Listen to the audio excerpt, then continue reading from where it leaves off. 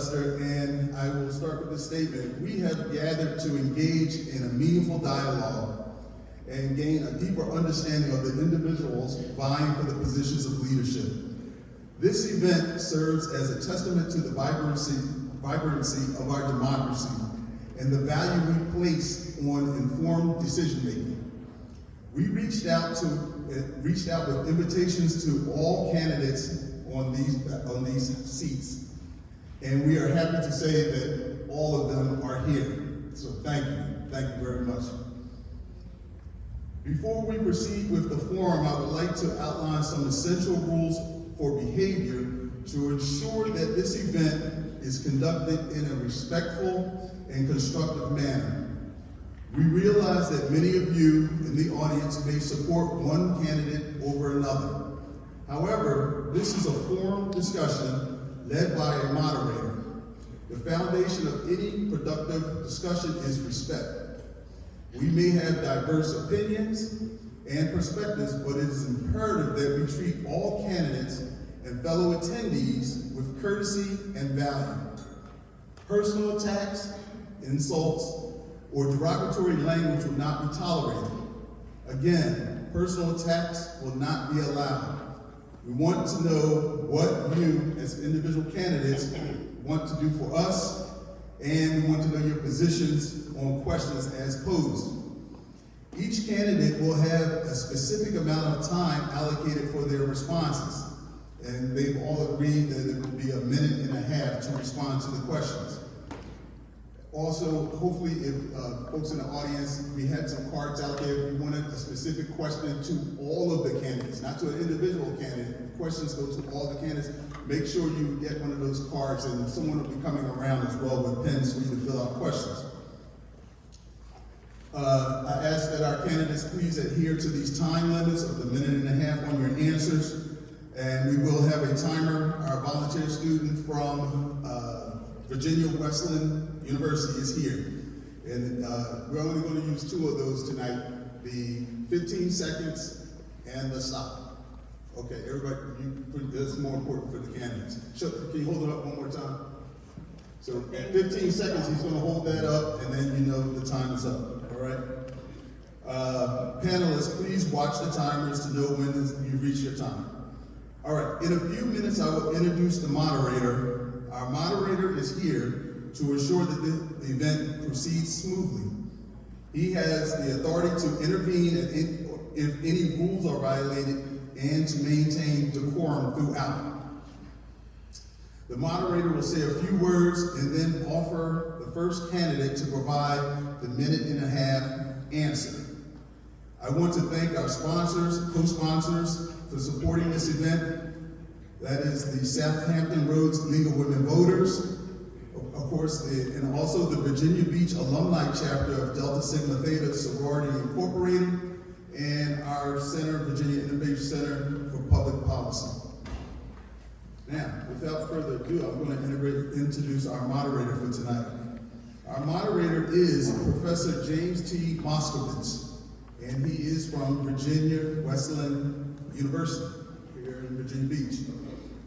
Professor Moskowitz is a former managing editor of Perspectives on Politics. It's a flagship journal of the American Political Science Association. He has taught courses on human rights in the international relations, research methods, political theory, and American government. His published works can be found in the Journal of Peace Research and PS, Political Science and Politics. Professor Moskowitz is proud to be at Virginia Wesleyan University, as his own brother is a happy alumni from the class of '98 there. In addition to his teaching roles, Professor Moskowitz serves as an assistant coach with the Marlins men's and women's tennis team. Let's see, a few more things. Distinguished professor. Fun fact, let's see here. James has also has been on staff teaching that's tennis. Yes. At ODU's Folks Stevens Tennis Center and at the Legacy Youth Tennis and Education Center in Philadelphia. All right. Closing here, James and his wife are proud parents of Michael 11 and Louise 9, who attend Virginia Beach Public Schools and play baseball in the Great Neck Little League right down the block from here. Without further ado, please welcome Professor James T. Moskowitz, our moderator for this evening.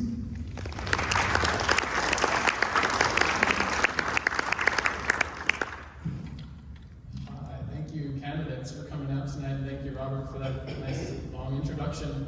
I was kind of humbled by that or made nervous by it, but I think it's kind of funny that I was introduced as a tennis coach, a dad, and a faculty member at Virginia Wesleyan College, a great place here in Virginia Beach. But I think it shows that we wear a lot of hats. I'm the son of my mother who's aging. I'm the father of public school kids, and I'm here in the community in lots of ways, from tennis courts to classrooms. And it was fun last night at the last forum, and I could tell the audience is excited to hear about, like, when you hear the candidates speak, it's neat to connect where their answers come from to the candidate themselves. So I heard answers last night about, like, because my sister, had this life experience, I feel these ways. So it's really neat that you guys are here to share that with us beyond the webpage and the poster and things like that. So I think the audience is really going to enjoy what's going on. So thank you guys for coming out and for your decorum in advance. I also would like to thank our hosts here at New Hope Baptist Church. And it's really nice of you guys to roll this nice space out at very last minute notice. This was an event that was searching for a space, and thank you guys for putting that together. I don't know who I'm supposed to be looking at, but thank you, dear hosts. And again to Robert and his staff for putting events like this together all across the Commonwealth. I think that's neat. A little note about a chatter you might hear in the back of the room. We are offering some Spanish translation with Joanne and Flora throughout the event for those who need. So if the speed and pace of our discussion at the front of the room might lose some of our Spanish language friends, there's some assistance to be offered in the back. So if Joanne and Flora, they'll probably make themselves obvious to those in need. But if you hear a little mumbling in the back, it's not being ignored, it's being shared.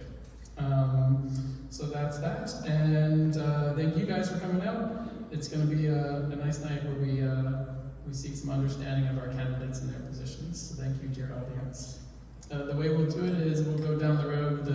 We'll just use who's down here at the end. Kevin Adams will have the honor of the first introduction, and so he has the position of primacy here on the first thing we'll do is introduce ourselves, but then on the second question, on the first question, we'll just keep moving that down. So you'll all have a chance to be first on something, and maybe later if you've had a fancy football draft, this is one of the ways we can work it out. So I would invite Kevin Adams to introduce himself. And the microphone there. I'll step back. Well, good evening, everybody, and thank you so much for coming out. I'm Kevin Adams, candidate for Virginia State Senate 22. I'm a 26-year Navy veteran, small business owner, and Sheila and I are proud parents of 9 children, most of which are here. It's kind of like herding cats, but I got many of them here as I could. I've been in business for 17 years or so, serving the whole Tidewater area. And in my business, I have had the opportunity to work for everyone from folks that are on public assistance to personnel that were millionaires. And I will tell you that it's a great experience because you really get around the opportunity to see what are the values of people. I've been at this race now for about 26 months, and I've learned a lot about people as I've walked around the Tidewater area and saw and spoke with candidates, not candidates, but my constituents all over Tidewater, again, through all of those groups. And they want to make sure that our economy is back on track. We want to make sure that our communities are safe, but most importantly, they want to make sure that our children have the opportunity to have the prosperity that we had. And those are things, are values that brought me to this point where I'm running for office. And I'm running because I want to restore the confidence to all Virginians that you can achieve anything that you want as long as you work hard and you're respectful and you play by the rules, you obey the laws. You can go anywhere, and I'm a testimony to that because I've had that happen to me in my life. I grew up in the projects in Salisbury, Maryland, and I want to make sure again that everyone has the opportunities that I had from where I lived. Thank you. Grouse. Good evening, everyone. It's good to be in the house again of the Lord, the house that Reverend Cox built. Thank you, Pastor Keys, for hosting this and opening up your home to us. I'm Senator Aaron Rouse. This is home. I grew up here from SeaTac area, city of Virginia Beach. I had the distinct pleasure to serve on city council for 4 years. In that amount of time, I was able to get some good things done. Number one, was able to not only see the largest increase in city staff pay for our firefighters, for our police officers, for our city staff, those in landscaping as well down there in Parks and Rec. But also, we're going to talk about education pretty soon, I'd imagine. Help make sure we expanded the funding in the Summer Youth Employment Program to ensure that those kids not only have an opportunity to go to college, but to earn a skill and trade at a young age. But not only that, make sure we safeguard and continuously safeguard our communities from flood mitigation and high sea level rise and climate issues. Listen, my mother's here tonight. I was raised in a single parent household, one of 4 kids, and I've been working ever since I was 10 years old. My grandfather served in the Army, and 3 important values he gave me was keep God first, work for everything that you want, and your word is your bond. As your state senator, I was the only senator this year to have 100% passage rate of all 6 bills out the Senate. And some of the things that we're most proud of is we were able to, along with my House colleagues, able to shore up $17 million in flood mitigation funds back here in Virginia Beach. Also, making sure that we fully fund education here. I'm a proud product of our public schools, going to Burton Elementary, Lynn Haven Middle, First Colonial High School, a graduate of Virginia Tech, got a Bachelor of Science degree in sociology, and I played a little football, you may have heard, but this is home.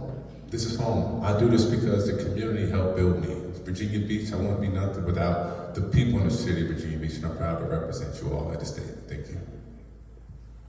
I'm going to pass the microphone to Kelly Fowler.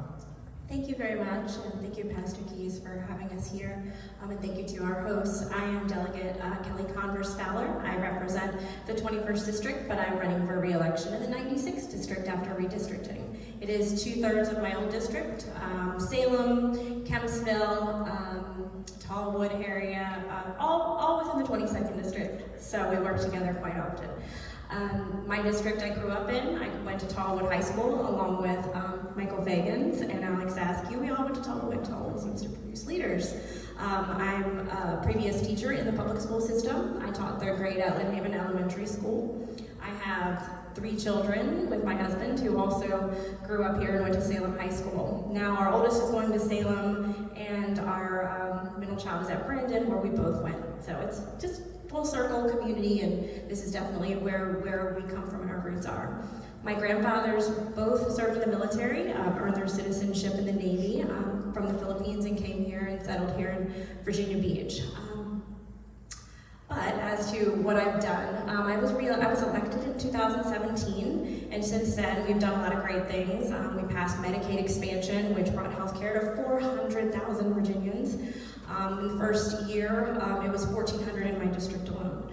So that health care came at a really important time, I think, in our history as Virginians before the pandemic started. And so now I'm working really hard on voting rights. I made sure that we had a system in Virginia Beach and any locality in Virginia that would only let the people vote that live in it. It wouldn't let everyone in the city pick for each district. And so now that's why we have a 10-1 system. And now I'm working on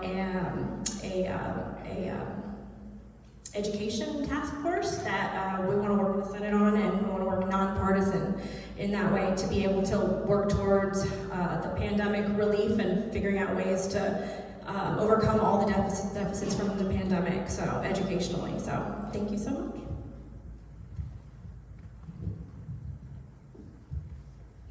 Good evening, Mike Carslake, running for the 96th District, same as Kelly. And this is my first time in politics. I don't get to tell you all the bills I've carried because I haven't done any of that yet. So I'm going to get used to that, hopefully. I'm from Michigan originally. Everybody says, what was your first car? It was a snowmobile. And my backyard had 4 feet of snow in it. So this is a great change. I came out here a few years ago to get a Master of Divinity from Regent University, which I did finish in a long time ago, I won't tell you.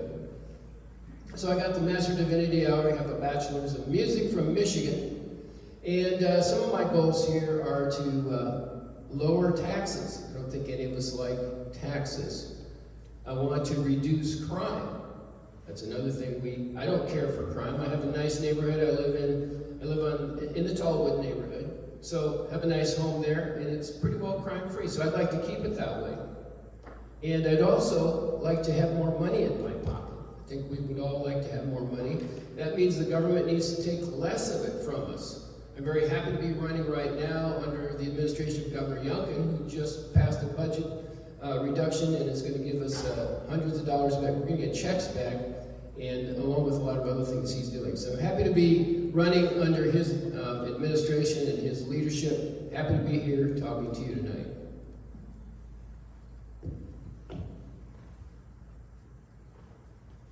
Next we have Nicholas Olenek. Hello, my name is Nicholas Olenek. I'm the only independent in Virginia Beach running for office. I'm running as an independent because I think our two-party system is broken and that nobody's ever said they voted for the lesser of three evils. Doing this all on my own to show you don't need the big super PACs, you don't need the big parties, you don't need all of their influences to tug you one way or the other. If you can get in and be in the middle, we can make sound legislative law and judgments without being affected by the two parties' extremes. I believe both the parties go too far left and right, and they leave everybody in the middle forgotten. If we can just get three parties going at it for the local elections, I believe we have better representation across the board. Too many people just rely on big interest money and pulling their strings because they paid them to carry their way. I'd like to get big money out of local politics and get it back to the people, only taking money from the constituents that you represent and not big major corporations or super PACs. I believe money is ruining politics, and the swamp is deep because of the amount of time people are in there. I'd like to get in there and set term limits in, 2 consecutive terms. Without consecutive, you can come back once you take one term off, but I believe that would solve a lot of problems and make it so expensive for lobbyists to rebias every 2 terms. I'm doing this just to inspire the next generation to also run with me. It doesn't take much to get up here and do this. So, just trying to get my word out. Thank you for having me here tonight. I appreciate it. Michael Fagans. Good evening, everybody. My name is Michael Fagans. First off, I'd like to say thank you so much to Pastor Keys for allowing us here today in the house. I am a retired Air Force Master Sergeant, and I'm originally from Virginia Beach. My mother is here. She is a retired public school teacher taught in the neighboring city of Norfolk. My father is a retired firefighter. I followed in his footsteps into the Air Force. I grew up in the West Kinsville portion of Virginia Beach. I had an incredible childhood here. And at 17 years old, I knew it was time for me to leave the nest, join the Air Force. So I raised my hand and joined the Air Force to follow my father's footsteps. I became a healthcare administration and healthcare cybersecurity for the next 20 years. I had an amazing career serving all around the world, from Guam to Oklahoma, to also having the privilege of serving back here in Langley Air Force Base. But also I served during the global war on terrorism and serving and taking care of patients that were injured in Afghanistan while I was serving over there for Operation Enduring Freedom. During my time in the military, I also was able to obtain my education. I attained my bachelor's in healthcare administration. I attained a graduate certificate at Virginia Tech, and I also had the privilege of also getting my master's in cybersecurity at Norfolk State University. After 20 years of service, I knew it was time to come back home, and I retired.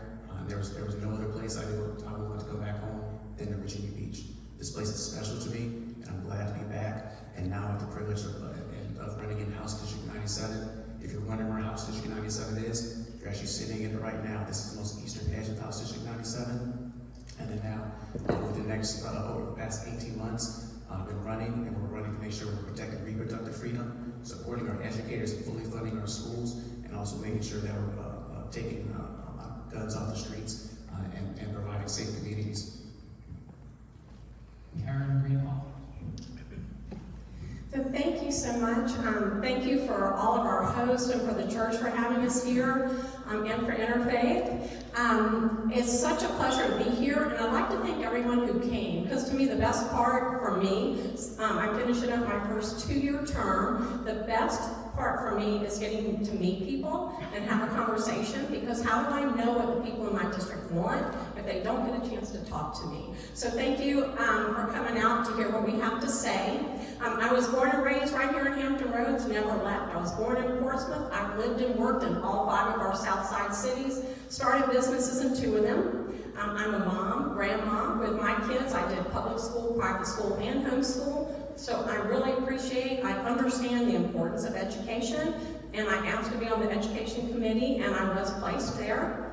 I'm also a small business owner. As a small business owner, I understand what's important for business, taking care of the regulations, what it takes to establish. I started my first business in my garage. To grow and start and grow and develop a business, work with employees, vendors. There's a lot to have in a business, and I really appreciate it. I also was put on the Small Business Commission, and so I'm a voice for really small business. I only got 35 employees. And as a business owner, I think that's where I've managed to learn how to talk to people and work with people, and that's why I've been so effective. As a delegate, we've gotten a lot done, and I love standing up for our military. My dad was a Marine. I was raised to love our country and support those who stand up for our country. And so I actually introduced the bill to get rid of the 55-year age limit to take care of our veterans. I want to get back and finish what we got started. I got a lot done in 2 years, and I have a lot left to do. Thank you all so much. Thank you, candidates, for that was a 2-minute introduction for each, and as we head along in this forum, we're gonna go for 1.5 minutes on each of the questions that we think about together. So the first question is Aaron Rouse's to have the first swing at, and the question is, how should Virginia reduce poverty and racial disparities? That is a great question. First of all, we have to start with making sure our money's where our mouth is. And with this past budget cycle, Democrats wanted to put, more money in the hands of the people than in the hands of corporations. We prioritize people first over corporations. We talk a lot about, I'm sure we're going to talk about workforce housing coming up as well, but you have to make sure there's a minimum wage, a livable wage, because the cost of living has outpaced livable wage in our industries as well. You're talking about the brain drain and retaining our best and brightest. We have a great public school system here. We have great community colleges here. We have great local colleges here. But we have to make sure we retain them here by making sure there's affordable jobs here. That's going to do a lot to help solve poverty as well. But with a $3.5 billion surplus, we got to ensure that we prioritize the people first. And by doing that, you got to make sure a strong investment in K-12 education. We know specifically that has a direct correlation tied to the economy. Where you have a well-trained, well-educated workforce that does well for the economy, and that should ensure that, not only that, but ensure that we get a $15 an hour minimum wage at the very minimum, so people can stop having to choose between health care, rent, and putting food on the table. I think we'll just pass the microphone. You guys are doing a good job working through that. There's only a few microphones up there, so next is Kelly. And could you repeat the question just so I make sure I'm listening? How should Virginia reduce poverty and racial disparities? Okay, thank you. I think the key, I believe the key would be, first of all, I would say ditto to just everything Senator Rouse said, because we've been in lockstep with a lot of the issues that face Virginia Beach and how to deal with them being from the same community. There are several things that we're working on. One of them is the educational task force, but I really think it's about kind of prioritizing, providing opportunities. Being able to provide opportunities to those that need them, being able to put it out there. The education behind it isn't always there. There's a lot of programs that are just difficult to get into. If you are a minority owned business, did you know that you have to prove your minority status? I had to send in proof that I was Filipina in order to get my small business. I ended up having my ancestry DNA results that I sent in, and that was sufficient, and I got my minority business license. So these are issues that are hurdles, that are obstacles, that we need to reduce the barriers. And I think the JLARC studies that we have really are very telling as to what we can do to improve. And we have a Minority Small Business Commission that I serve on that also addresses these issues and comes up with solutions legislatively. So I believe that when you put all of that together, we look at it holistically and we look at education first. It is about prioritizing the people and prioritizing the next generation. Thank you so much for that. Next on the question of reduction of poverty and racial disparities is Michael Carson. All right, so I think that a lot that's been said is good, but schools are key. We have schools everywhere. We have them in all places. What are we doing in the schools? I think if we start doing a good job in the schools, and the kids can read when they get out of school, they can do math. I run a computer business. I hire people, sometimes I fire people, but I run a computer business, and a lot of the kids coming in today do not impress me, let's just say that. They do not impress me with where they've been in school, how well they've done in school. If there's an ability of them to get a job, then they're going to have to come through an academic channel to get a job with me. It's a computer business, they also have to come through a computer channel. So I see schools as a key for this question, because if the schools are doing a good job in getting some technical information, the normal stuff in schools, then the kids will be qualified. One of the things we ask kids to do is type at 50 words a minute or more. If they aren't typing 50 words a minute, they're not working for me. Another thing they have to do is fit a dress code. A lot of kids today, they look more like a Christmas tree than a child, than a potential employee, excuse me. So I think schools are key. I think we need to improve the way we're running our schools, doing things in our schools. I think that'll make a big difference for racial disparity. Nicholas Olenek on the question of the reduction of poverty and racial disparities. All right, to help reduce poverty, I try and streamline the ability for people to start small businesses. Right now, there's so many regulations and loopholes you have to jump through just to try. And I would support almost anybody just for trying. I put safety nets up so you can start your business. Even if you fail, we'll help you. We will help you start another one. We will help you get out the hole you did. All we want you to do here is try. If you try in America, you will not be poor, I promise you. We are the greatest land of freedom and opportunity you can get. To reduce racial disparity, and all small businesses are minorities. Everybody, no matter what race you are, starting a small business, trying to get them off the ground, you are all minorities. We need to treat you all the same, right out the gate, and let everybody rise up. The rising tide lifts all ships. Let's make sure everybody has a ship, and let Americans' freedoms and opportunities sail. You can't just keep saying, just because I'm this, I'm that, you get a better way in life. No, it needs to apply equally across the board, and let all small businesses try and succeed. If you fail, we will pick you up. We're the land of the free and the home of opportunity. Let it just go and naturally occur. Organic growth is going to be the best instead of placating to one group or another. The only hyphenated Americans that should exist would be disabled and veteran Americans, and those should be the only ones that get grants in businesses. Let everybody else play equally, and it will work itself out, I promise you. We're the land of opportunity. Just let it work. Michael Fagan, the same question. So when we're looking at disparities in poverty, a lot of where it starts at is lack of home ownership in a lot of communities.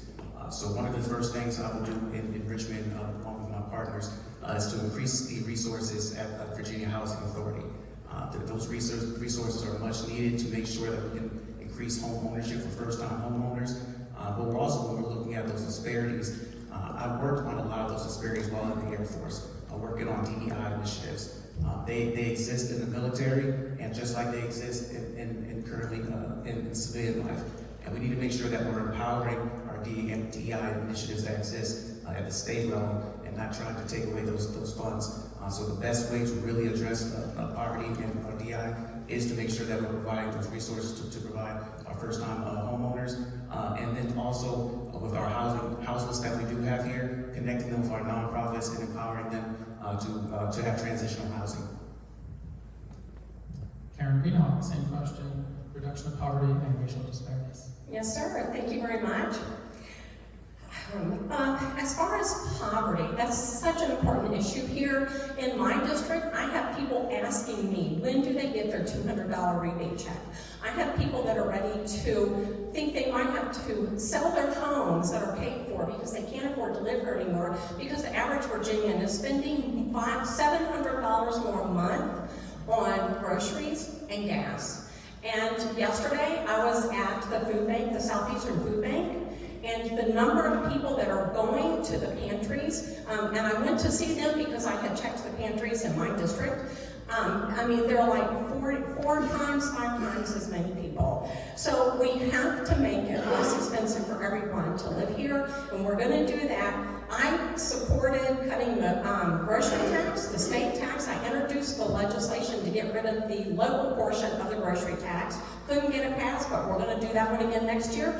Cutting the gas tax, I supported that one. I want the Virginia Standard deduction doubled for everyone. It will help everyone, but it will help the people that are struggling the most. It will help them the most. And as far as racial disparities, we have to give people a voice. I am working with the Small Business Minority Council in Virginia Beach to codify the Minority Business Commission, which will give minorities and small businesses a voice with the administration to tell us what they need. Thank you very much. And the final response is by Kevin Adams. I personally think that we can take care of both of these issues by strengthening the family. You know, when we went from a 2-parent family down to a single-point family, that really made the disparities, particularly in the minority communities, that made it a huge divide. 2 people can work very well in making sure the economy of the families work together. You know, I raised 3 families with 9 children and 1 income. It can be done, but 2 people can work. 2 people working together to raise children and to be able to support their families. That is the way to go, and the government needs to assist that. I think we need to have programs that will bring 2-parent families together so that they can actually support themselves. I mean, that's the hierarchy of it all. I mean, we can have all kinds of government programs, but until we have the right structure in the family to work right, it's not going to work. So I think that's where we start right there. Thank you. All right, so we are going to move on to a second question on a related theme, and here I have to beg your pardon, Kelly. I introduced you as Kelly Fowler, but you are Kelly Converse Fowler. It's important because this is how you'll appear on the ballot. So as you Converse, like the shoes. Yes. Okay, so but that's worth knowing because it's on the ballot. So Kelly Converse Fowler has the first swing of the following question, and I'm sorry about the name. That's my fault. What will you do to address Virginia's housing affordability crisis or affordable housing crisis? Well, that's a great question for me because I'm in real estate. I'm a real estate broker. After I had my second daughter, I stopped teaching and I went into real estate. It was much more flexible and was able to thrive there. When it comes to housing, the housing market has been one that's just been crazy.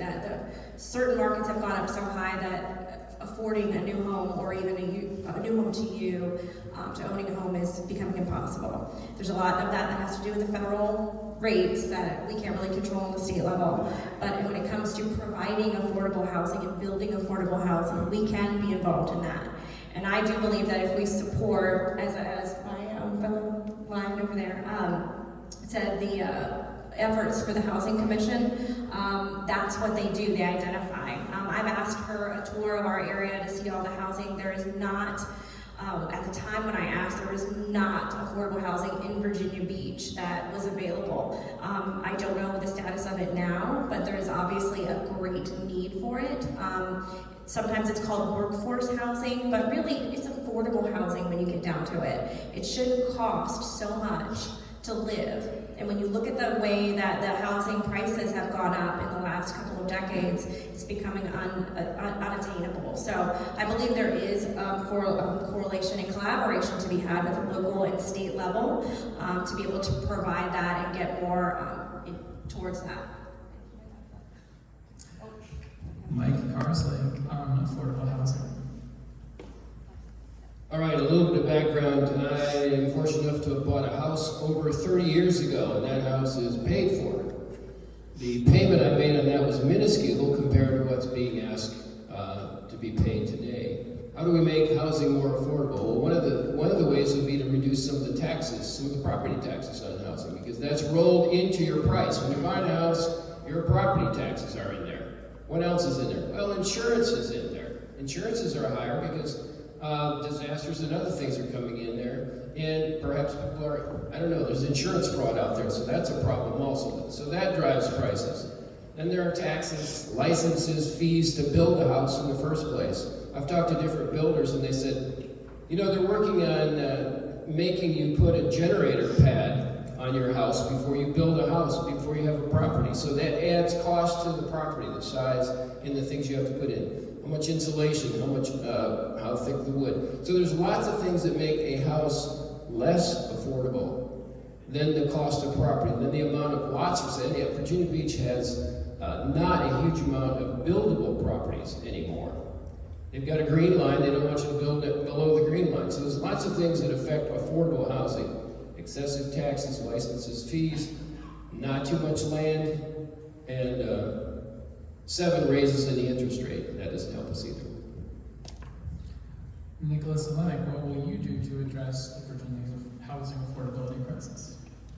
All right, I would speak up for the local people or the local authorities to build up, not out. Almost every one of our local high-rises that's residential is luxury, and every new development is a micro mansion on a quarter-acre lot. We need to start building some houses to attract some workers so they can afford. If you want all of your luxuries and benefits of living in Virginia Beach, you're not going to have anyone to help you within the service industry if they can't afford to live here.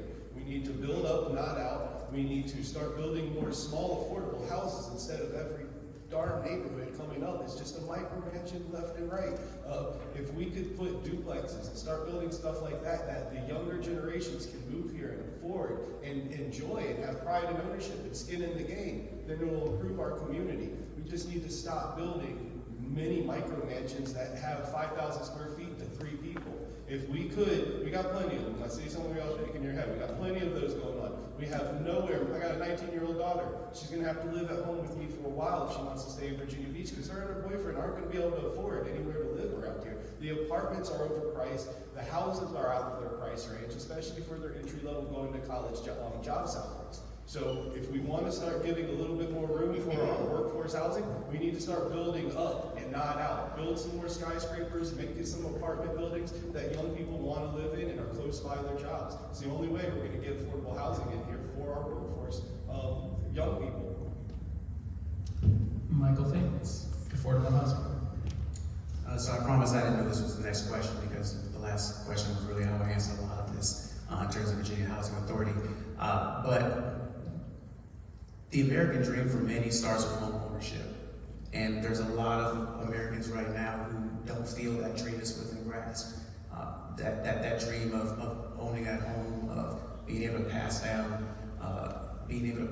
that home, that next piece of property to your children, your loved ones.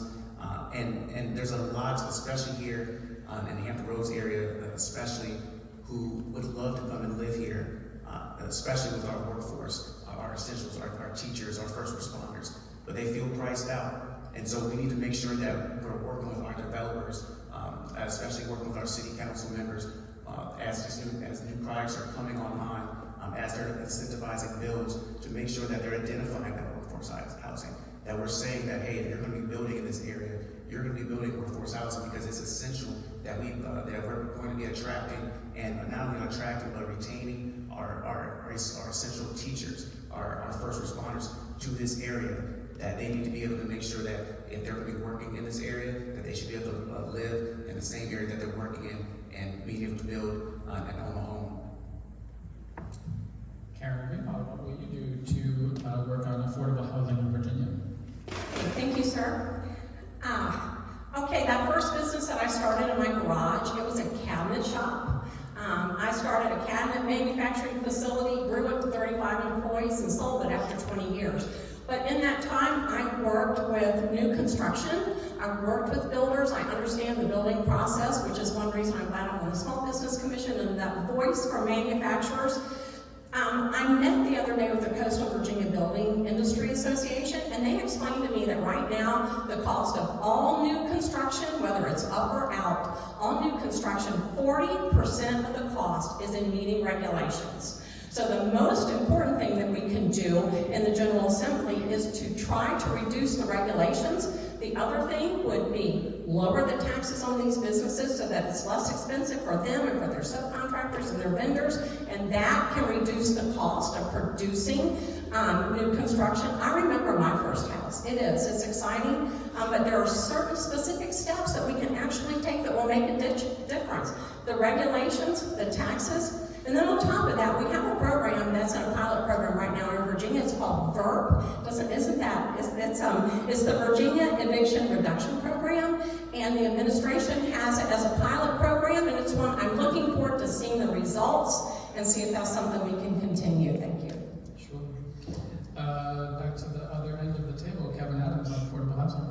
Okay, on affordable housing, one of the things I would want to address right away is we have all these military installations that have so many service people living on them, many of them single, and they come right out on the economy. When you have that many service people coming out on the economy, that is going to be a stress. That's going to be a big stress on housing, and that's a power failure from the federal government, which is supposed to be subsidizing and making sure that this housing for our service people, which is a shame, with our service people serving all over the world and even serving now on their way over to Israel, that our bases have fallen apart, and so therefore the people that are on these bases, on these ships, are going out in the community. And when you have 3 sailors that go out on the community and they rent a house, then that's a house that's taken away from the mother with a couple of children struggling in the economy. So that's something that can be taken care of at the federal level.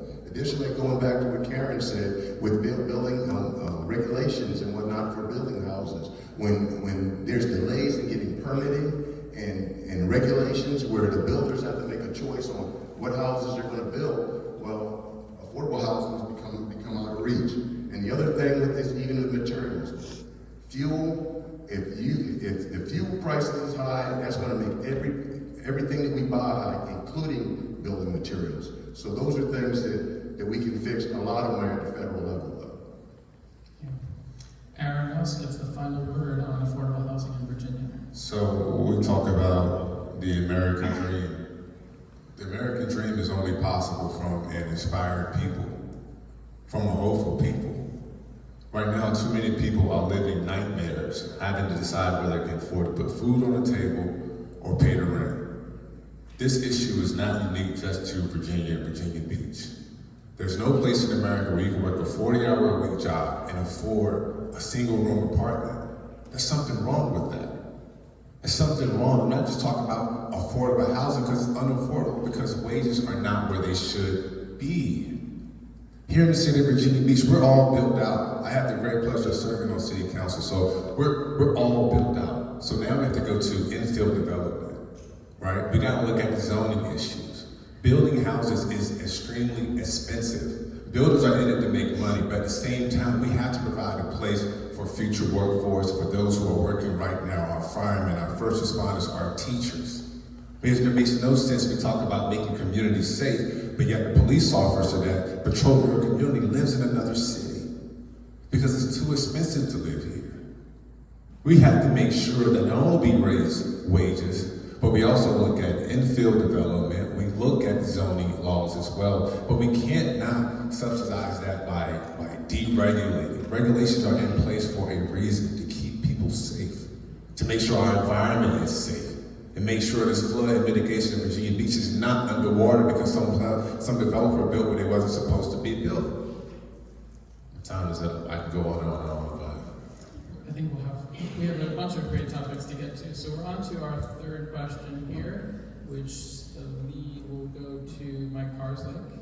And the question is as follows. Oh wait, did I miscalculate? No, Kelly, you spoke. Yeah, I'm sorry.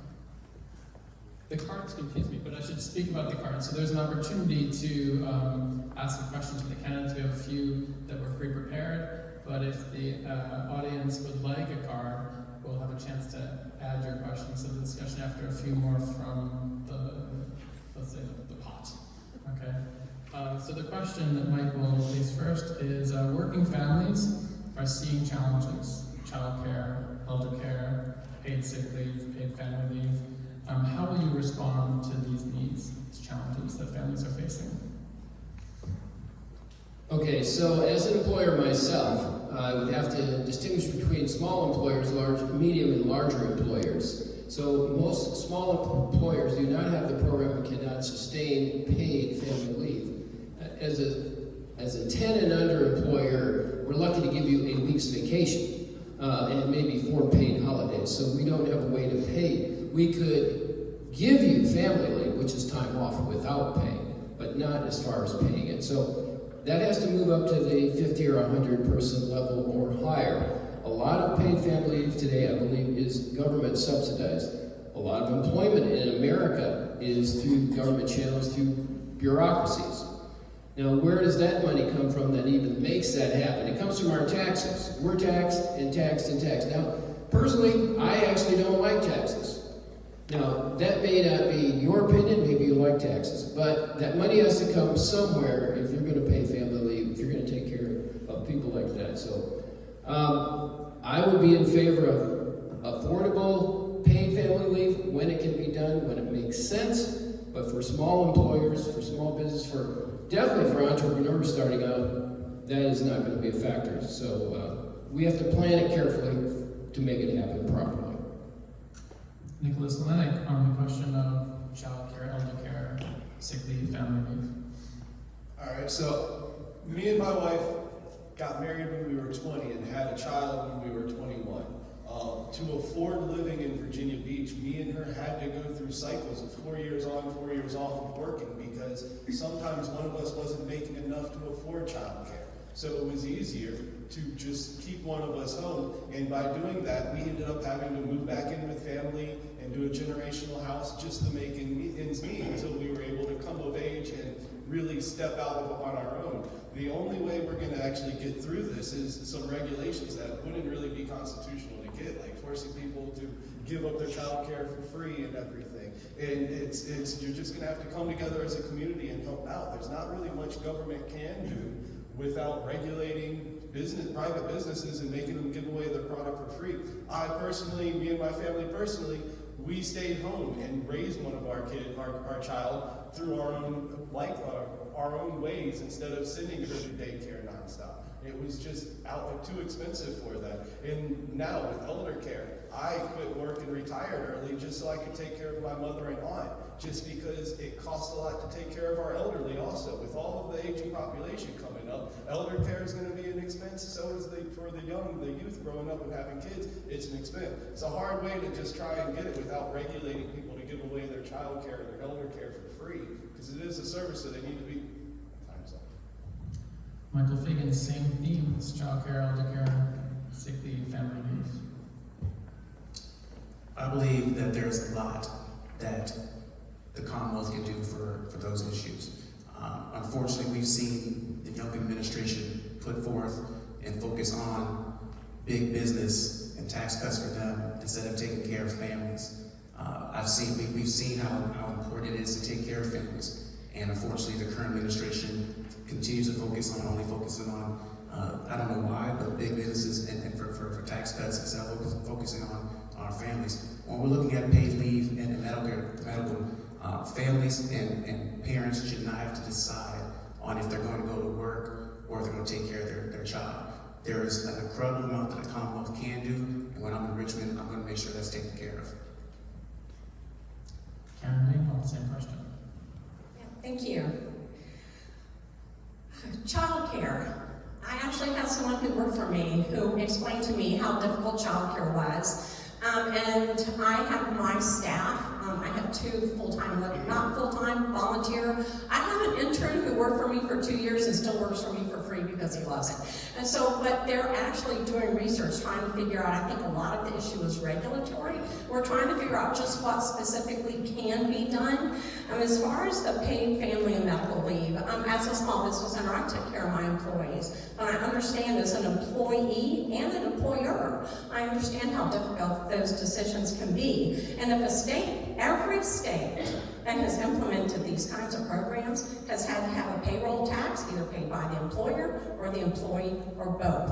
And I'm proud to be part of the General Assembly and supporting an administration that has cut income taxes for our citizens, cut the gas tax, cut the grocery tax. So it's important that we don't go and add another tax on top of that.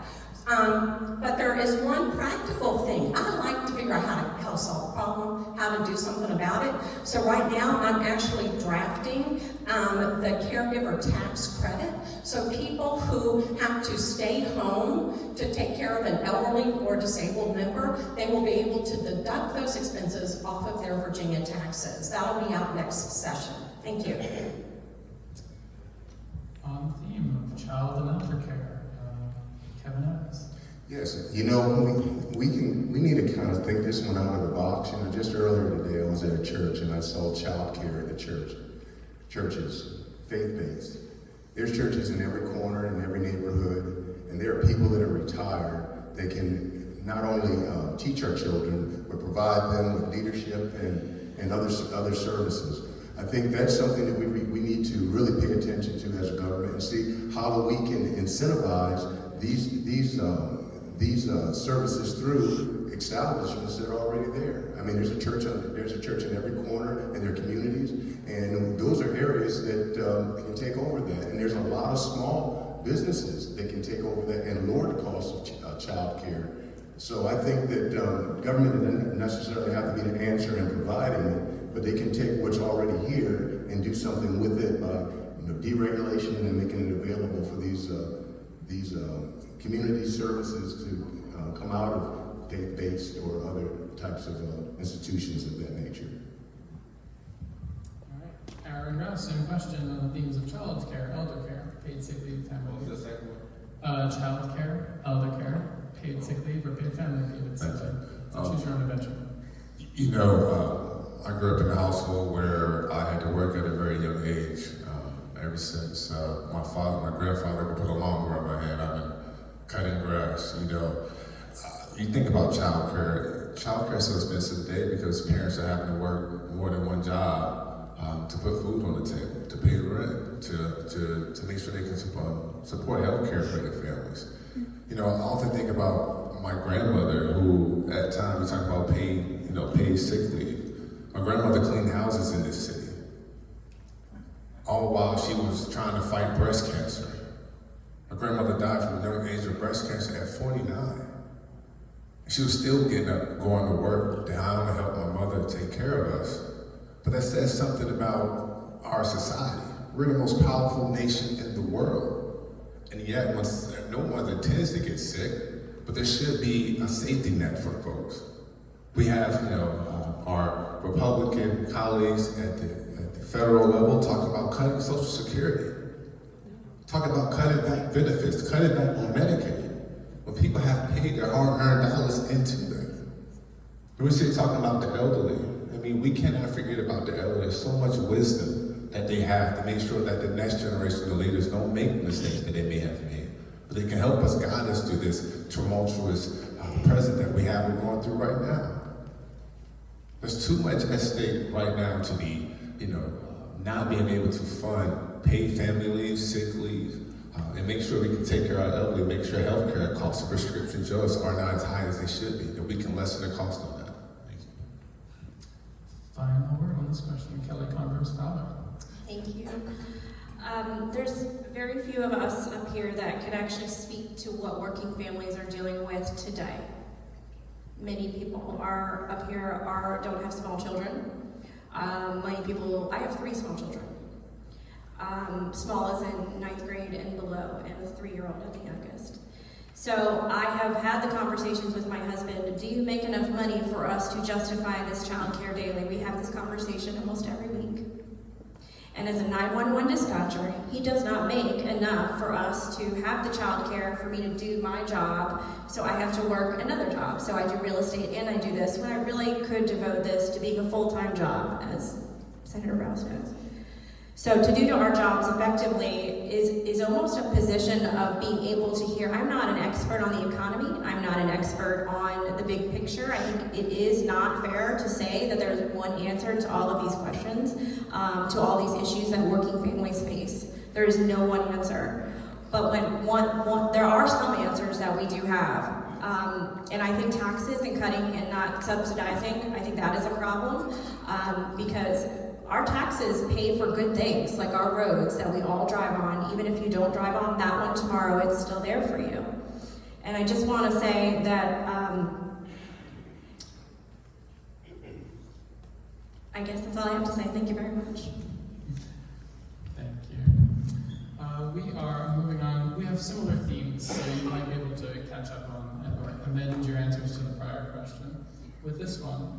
So this one's a long read. Access to health care is important for Virginians, but there are barriers in the way.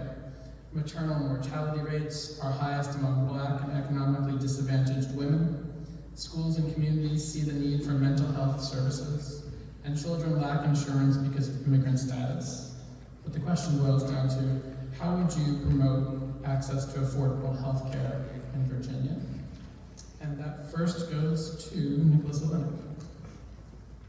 So affordable healthcare. Healthcare is a service, so you can't really regulate somebody to give their service away. You'd have to come up with deregulating, maybe even tort reform. If you do some tort reform, all doctors will save money on their operating costs, and that could eventually, if they put the money that they save towards cutting their costs and not into their pocket, that could be really the only way you can get cheaper healthcare, is by eliminating. So many doctors have to carry so many insurances for frivolous lawsuits and everything, and that's a big chunk of their operating costs. So if you really want to get into the only logical way you can save on healthcare costs, besides making people change their diet or their lifestyle, they can stop smoking cigarettes. That will eventually save them money on their healthcare costs. But without having them, by doing it as a government, you could do some tort reform. You can eliminate a lot of the malpractice insurance, and a lot of doctors, or at least subsidize that instead of the actual occupation of being a doctor or a nurse. And you can try and make insurance companies offer different levels of service. You got the Cadillac plan, the easy or the affordable plan. You can do it that way, but there's not really an easy way, because healthcare is a service, and you can't make somebody give away their service for free. So without saving the doctor's money, the hospital's money, you can't really lower healthcare costs. So tort reform would probably be the easiest way to save all American money on health insurance or healthcare. Michael Fagans on the question of access to affordable health care. So as an Air Force retired Air Force healthcare administrator, I know, on the federal side the exact cost that it takes to take care of patients, and at the state level, we're seeing the unfortunate that a lot of patients are actually getting their health care at emergency rooms instead of having primary care physicians. So it's going to be apparent and make sure that the state is working with the federal government to incentivize patients to have primary care physicians at primary care clinics, instead of making sure that these patients are going and having these large bills at emergency rooms that are sometimes 3 times higher, and then putting on, and when that's happening, is then we're putting that medical debt onto the patient. So the best way, of course, is going to lower costs, is to make sure that we're getting our patients into primary care facilities instead of lacking health care and going to emergency rooms. Karen Greenwald, same question, affordable health care. Okay, thank you.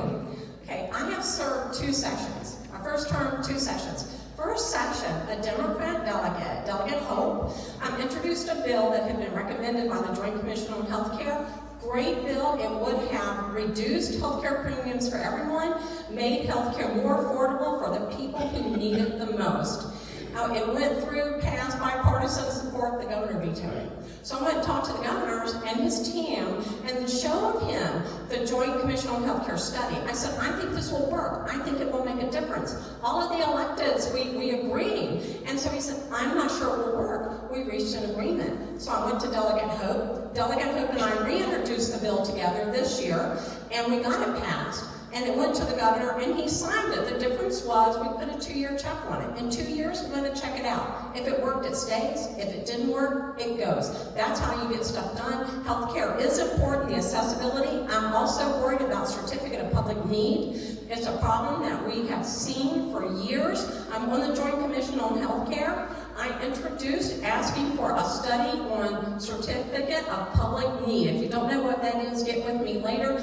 It is a way where established healthcare organizations can keep less expensive, affordable options for people who need healthcare from being able to open those facilities, and I'm determined to make it stop. Thank you very much. Wrapping around to the other side, Kevin Adams. Okay, first of all, I think we need to make sure that we educate our people, educate our constituency for healthy choices. We need to expand healthcare through making it easier for doctors to be able to get certified so that they can treat people. When I grew up as a child, there was a doctor, an Army doctor, and he served the whole community. And we had few of those. We have these large facilities, but the cost of running those is super expensive, and obviously, you know, that raises the cost of healthcare. We need to expand that base. I mean, get doctors through the pipeline so that they can serve the communities. And also, I agree with tort reform. You know, it is so hard for a doctor to get started after they come out of medical school and to get out there to practice. We need to reduce those risks and incentivize more to get into the health field so we can expand the base so that we can lower those prices on health care. Great.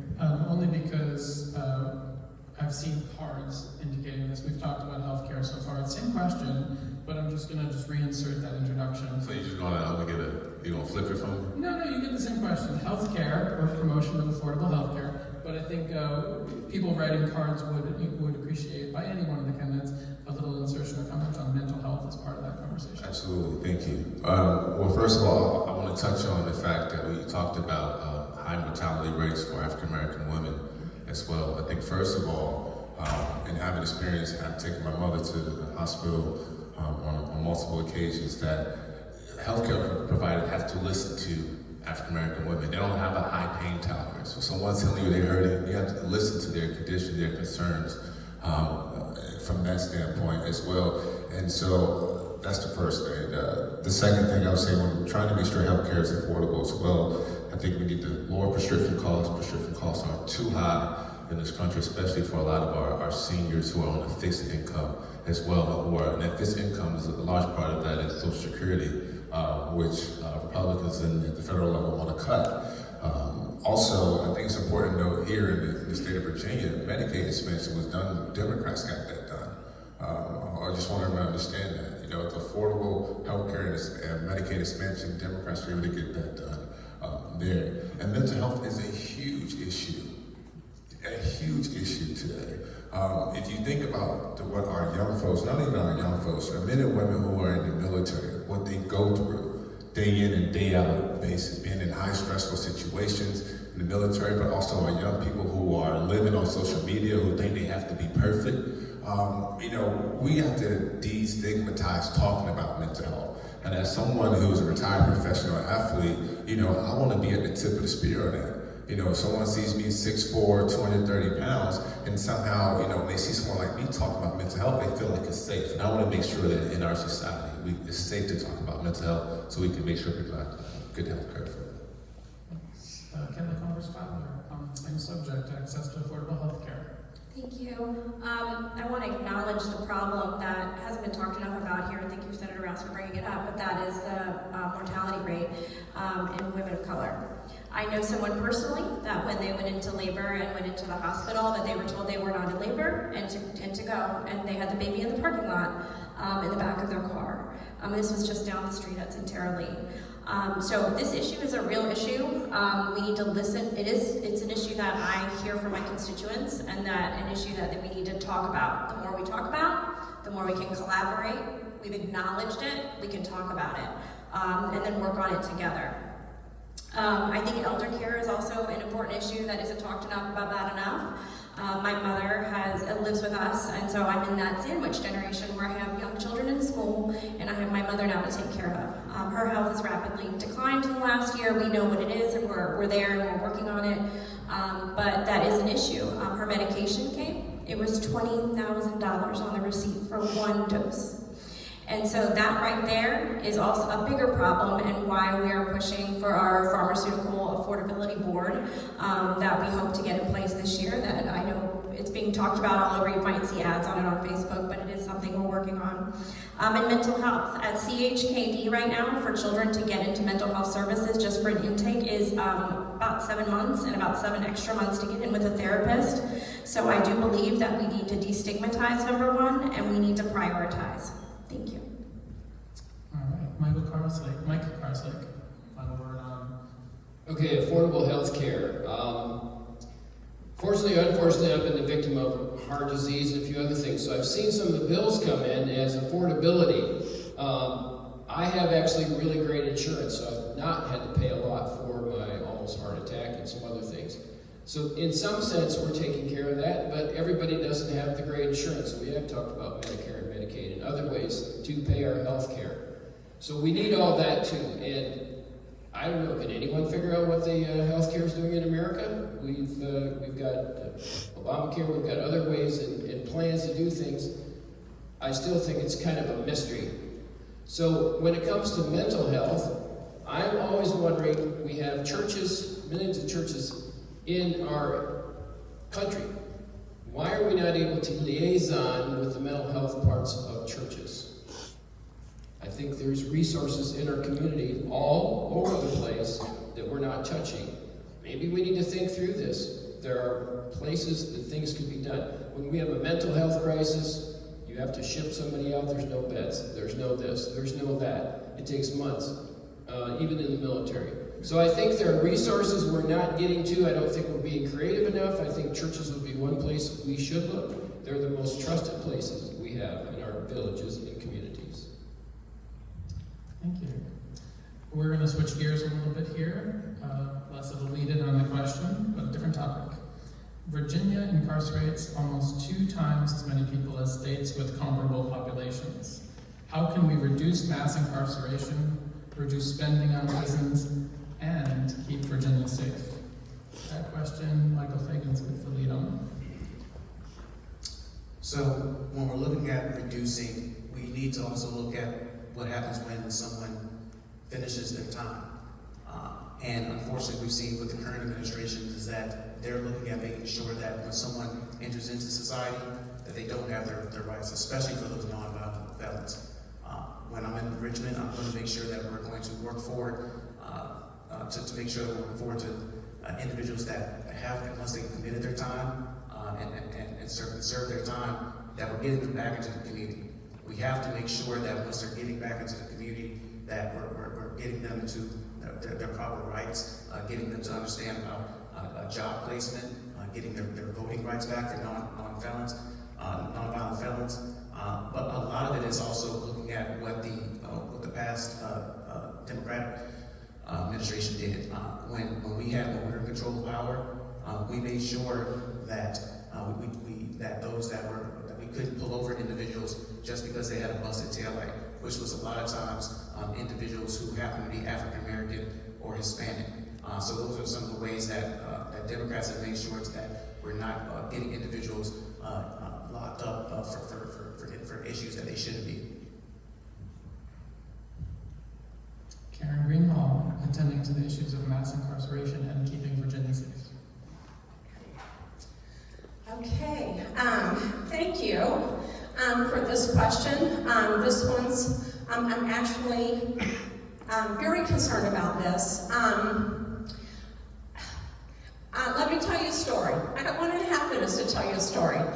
In my first business, when I sold it, I had a custom-built building. My office was up on the 2nd floor. You went up the stairway, and you could look out a window and watch the guys in the shop building your cabinets. Well, while I was owner, I got a letter from a man who had just finished serving 30 years. He was getting ready to get out of prison. All he wanted was a job. All he wanted was a chance. He wrote to me. And I said, sure, I'll talk talk to you. So the day he was coming, the same day he got released, he had his probation officer bring him to my shop. And I watched him coming up the steps and I thought, oh my gosh, he's older than I thought he was. He's never going to be able to work in this shop. Well, it turned out he wasn't older than I thought, but he'd had his ankles changed for 30 years. So all he wanted was an opportunity. I hired him. So he walked out. The first day he got out of prison, he had a job. He had 35 new friends to help him acclimate. That's the exception rather than the rule. So I am actually going to introduce next year a bill that will help to incentivize people to make good decisions, to lower the recidivism rate, which is one of the main ways that we can help with our prison pays. Thank you very much. Kevin Adams on the question of incarceration, its cost, and keeping Virginia safe. Well, first of all, you know, people that commit crimes, we need to hold them accountable. I mean, that's the stick. But the carrot is we need to make sure that when they come out of prison, that they are able to move back into their neighborhoods and their communities, and not only serve those communities, but be mentors to the individuals in their community.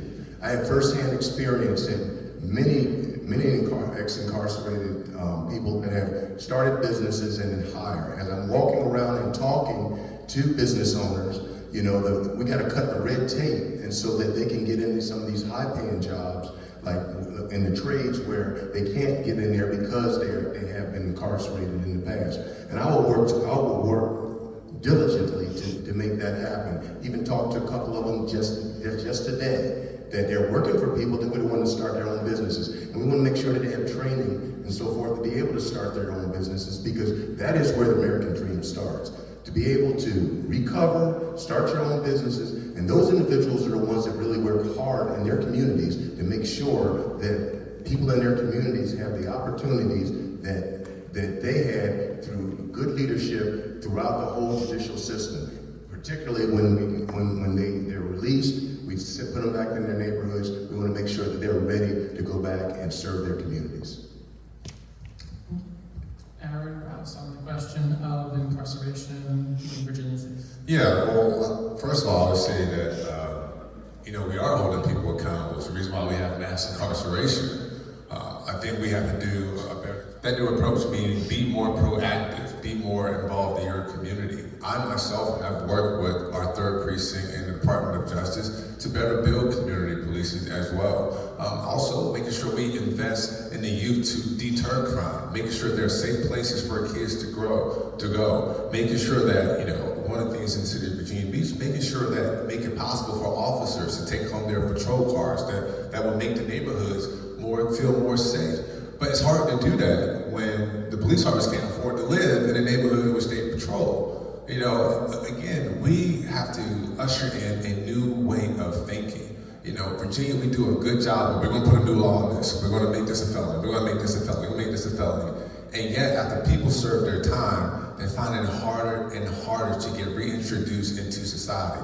Why? Because not only have this administration not been able and willing to give people back their voting rights, the essential thing that makes us Americans, the essential thing that makes you feel like you're a part of society so that you can vote, so that you can go get a place to live, so that you can work. When you have a hard time doing that, recidivism is going to be higher.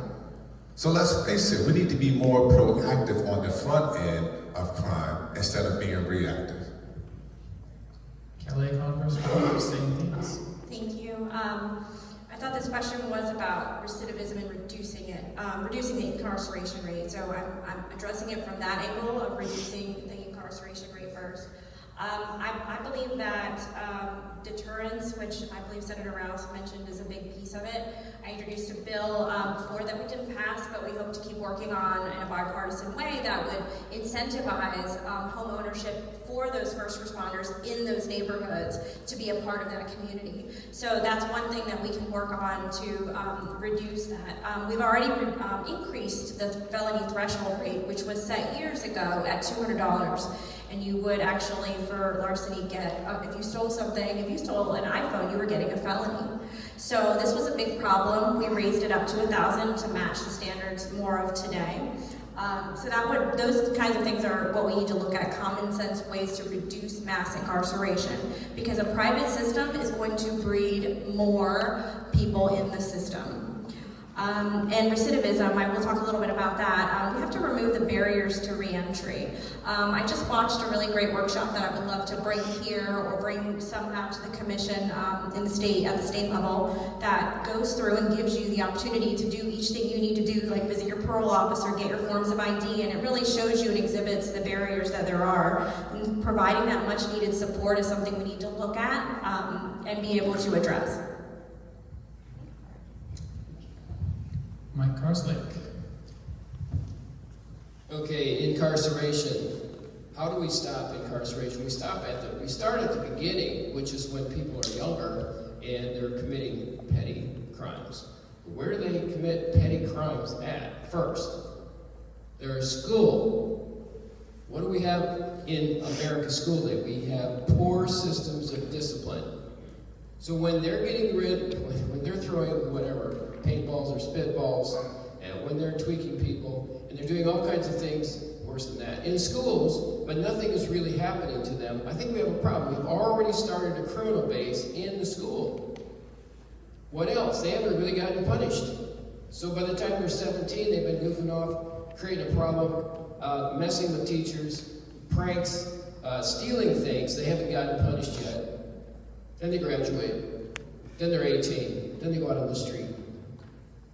Once they're on the street, they're going to do the same exact thing they did 3 days ago in school, and they're going to possibly go to jail for it. So I think we have a real problem the way we're raising kids, or not raising them in the schools. And that goes back to their homes, but that goes back to teaching, principals, supervision, the whole 9 yards. So we stop incarceration by dealing with kids when they're younger in school. It'll make a huge difference. They'll start to come out of school and hopefully act pretty decent. Nicholas Olenek on the question, and I believe you have the final word on this, of mass incarceration and keeping Virginia safe. So there's no real way to reduce the rate of incarceration. That's all dependent upon you doing the crime, you do the time.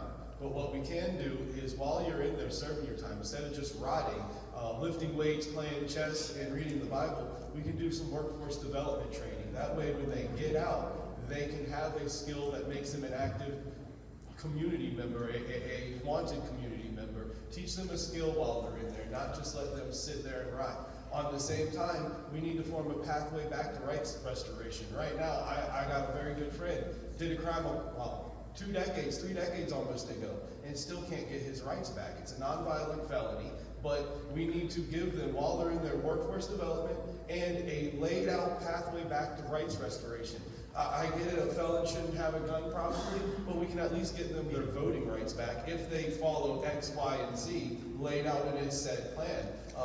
I don't think once a criminal, always a criminal. We just need to rehabilitate them while they're in there. Get them the proper mental health care they need. Get them the proper workforce training they need. That way they can come back out a productive member of society and don't have to be down on their luck because they're a felon, a criminal, just out of jail. Take the stigma away from that, because hopefully they come out better once they go in.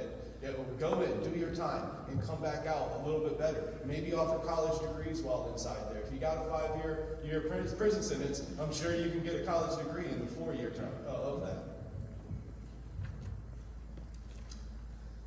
Great. Karen Greenhalgh leads on our next question, and I'm considering an audible because we're here at 8:30, and there's a couple of questions here. So maybe I'll take another on a different theme from our planned questions, and then hit the cards, because I think the audience would enjoy that. Here we go.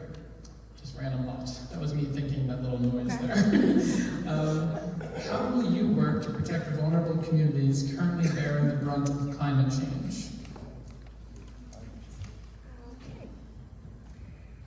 Well, considering, y'all know I represent the 85th runner for the 97th, and the 97th, if I'm not mistaken, has some of the worst flooding issues in Virginia Beach. So I've really been looking closely at this. We need to and we are actively taking care of the stormwater issue, addressing the flooding issues that we have. I'm so proud to have been able to vote for $17 million in the last budget that came straight to Hampton Roads. That work isn't being done in my district, but it's adjacent to it and will alleviate a lot of the stormwater coming in, so we benefit from it. So as far as the, and we had 7 million, I said the 17 million, sorry. As far as the mitigation, so we have some good programs underway. I'm working closely with the city on anything that I can do to speed those up. Right now we have a 10-year plan. What happens if we have a really big storm before the 10-year plan is finished? And the 10-year plan is part 1. There's also a part 2. So we're working on ways to get these done faster. And the most important thing is that we make sure the steps we take, technology is growing and changing. There are things that need to be addressed, but we need to make sure that we do it carefully and slowly, and we make very careful decisions like I did growing my business so that we don't do this on the backs of our consumers. So this wraps to Kevin Adams, and the question as a reminder, because we're winging it at this point, is how will we work to protect vulnerable communities currently bearing the brunt of climate change? Well, with climate change, we do have a problem, particularly here in the Tidewater area, with flooding. I think it's important, even from the builder standpoint, to understand that when you're even building houses and so forth, because generally what happens is this floodwater essentially just floods out the houses where there's things that can be done prior to that. The big thing is educating, making sure that our constituency understand the problems that we have, and we can do that through civic leagues and other areas. But we need to also make sure that the barriers to prevent these areas and the natural barriers, also the barriers that we can build. We already know where they are, that we fund those areas so that we can take care and mitigate it as much as possible. But it's very important that our citizens understand, particularly when we have a storm that comes, that they can take precautions early on so that they can save life and limb. Because getting out of the Tidewater area, and if they have a huge storm here, is going to be dangerous in itself. So big thing is educate and take care of the pumping stations and all the natural barriers and everything that are in place, and make sure that those are on schedule to get done in a timely fashion. Aaron Ross on protecting our communities and climate change. Thank you. So, I have a record on helping protect our communities, serving on city council. Not only did we pass a bond referendum and made sure that we can safeguard our communities with those tide gates as well, but also ensuring in the southern part of our city, when we have the sound, you're not just dealing with recurring flooding, but you're also dealing with wind tides and tidal flooding. Also, one of the major things happened before I got there, but we fought from the city standpoint to get, I believe it was Nemo Parkway, the road built and raised out there, as well as to prevent from flooding. One of the things we need to do from a state level as well is get back in RGGI. That's what we need to do. The Regional Greenhouse Gas Initiative. We need to get back in RGGI. The governor unilaterally pulled us out of that, and that took away a lot of funding that hurt a lot of communities of color as well. That was basically harmful from the storm waters and the flood mitigation as well. But also another reason why the city of Virginia Beach, we need to make sure that we handle flood mitigation, because our military, it affects our preparedness and our readiness. If our men and women in uniform can't get to NAS Oceana, Jab, Little Creek as well, if they can't get to the base, Norfolk, largest naval station Norfolk, if they can't get to the base, then why would the military want to stay here? So they will put us on the list for BRAC as well. But also I'm proud to secure $17 million in flood mitigation, not to just to Hampton Roads, but to the city of Virginia Beach specifically. Thank you.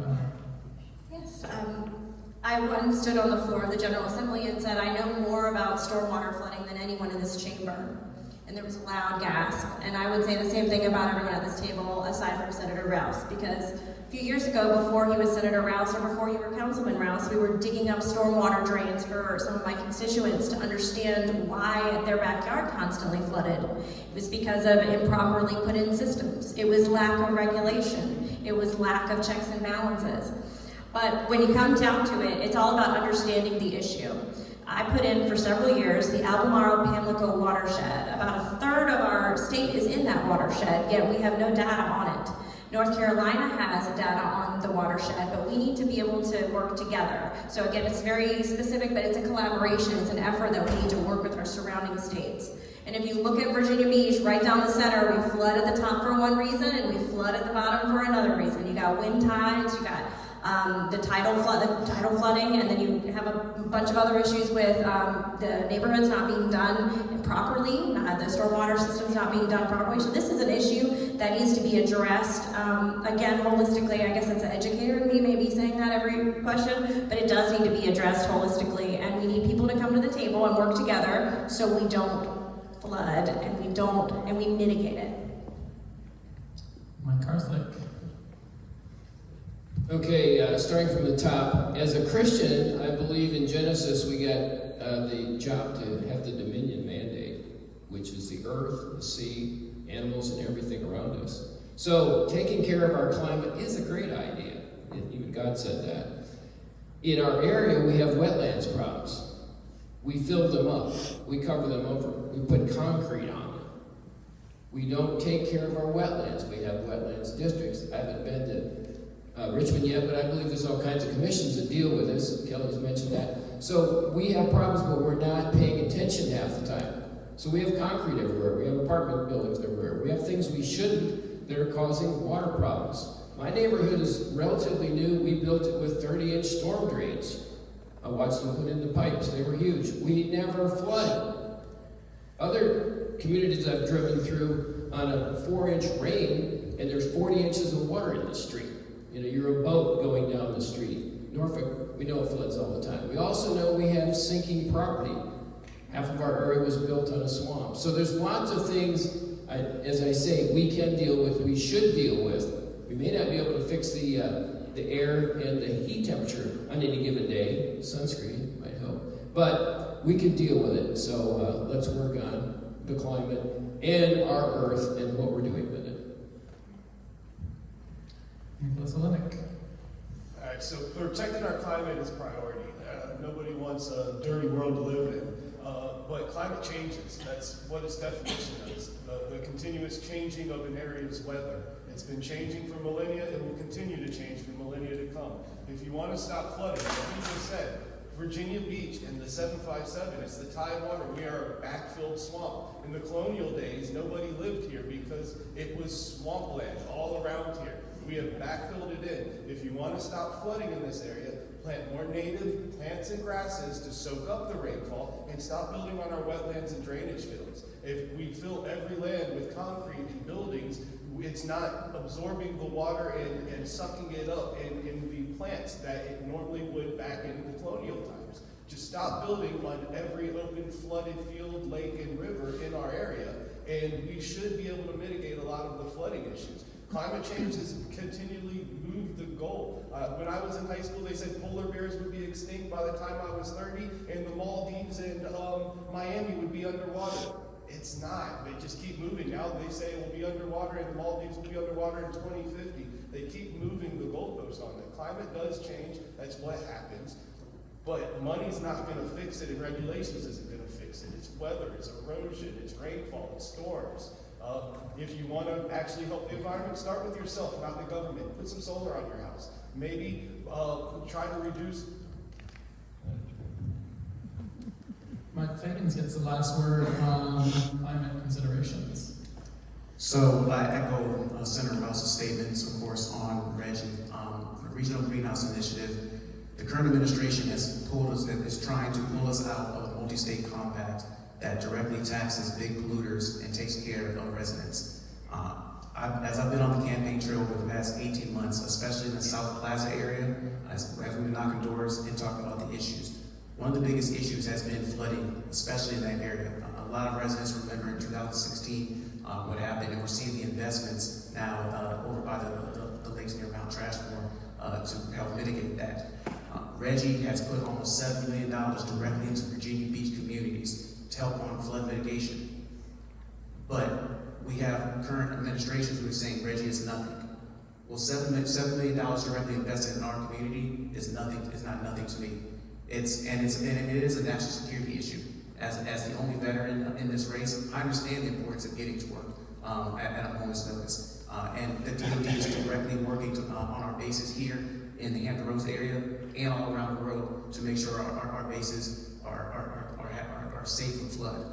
But in order for us to continue, we have to continue the investment within Reggie to make sure our communities are safe from coastal flooding. So, turning to the public questions and asking for a little leeway on time, I think I have a plan to get through some of the most interesting themes around us.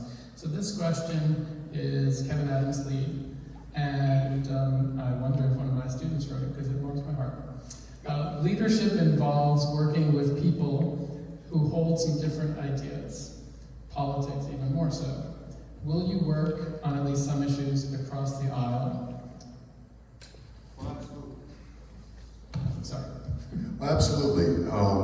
Before I got involved in politics, I did 26 years in the Navy. In the military, we don't look at politics, independent, Republican, Democrat. But we look at issues and we work towards solving problems. When I started my business, the same thing. When somebody calls me to fix their water heater or their plumbing or to get up on their roof, they don't ask me what party I'm from. What they want is solutions. They want somebody that's going to, first of all, is going to respond, is going to answer that phone, and is going to come out and actually work for them. I have a history of that. I've been doing that for the last 44 years. I have a history of being on the job, finishing the job completely, and moving on to the next job. And I will continue to do that. Many of my endorsements were from other party members because they trust and know that Kevin Adams, when he says he's going to do something, he's going to do it. Thank you. Aaron Rouse on leadership, bipartisanship.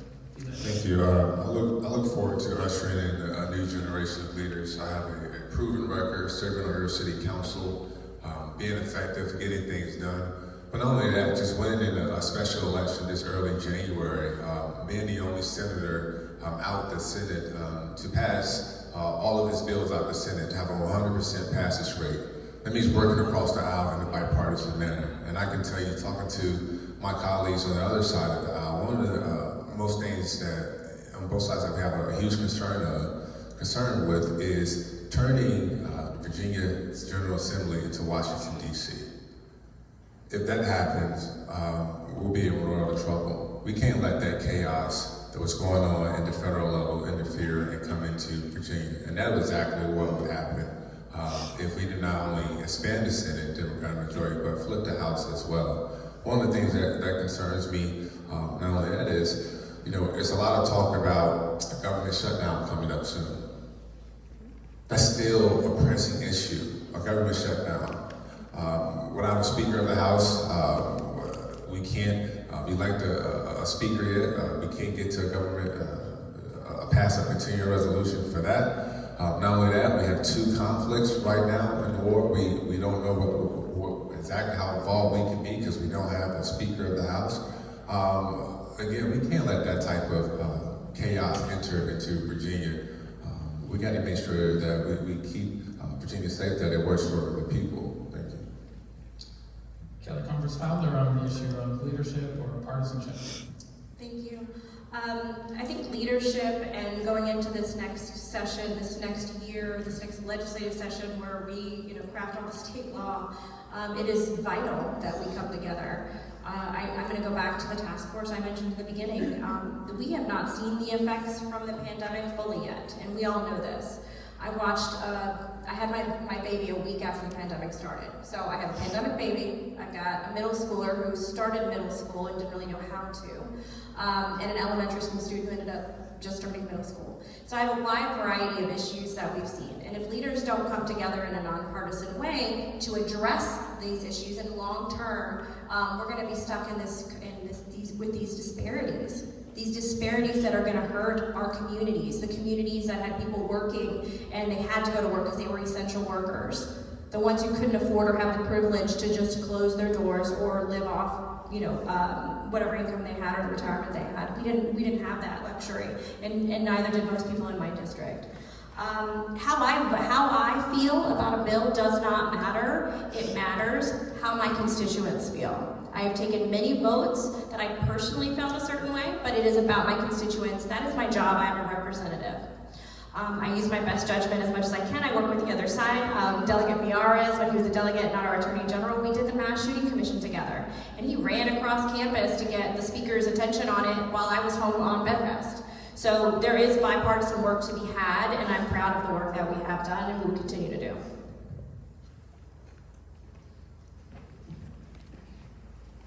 Okay, so I'm a strong individualist, strongly opinionated. That's why I got into politics, so I can tell everybody what to do. But when you get to the legislature, when you're in the General Assembly, you get to work with people, and I think iron sharpens iron. So to be a non-opinionated person doesn't really work for me because I'm very opinionated, right?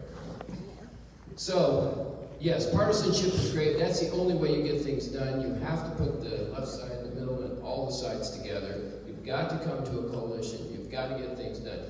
What we see now in Washington, D.C., sometimes in Richmond, is log jams, and that doesn't work either. So when we just have one side against the other, vote, we're seeing some of that right now. I won't mention what, but anyhow, so you have to work together, you have to iron things out, and you've got to get the job done. Nicholas Olenek, leadership and partisanship. Well, going back to my opening statement, like I said, I think the two-party system is broken. That's why I'm running as an independent.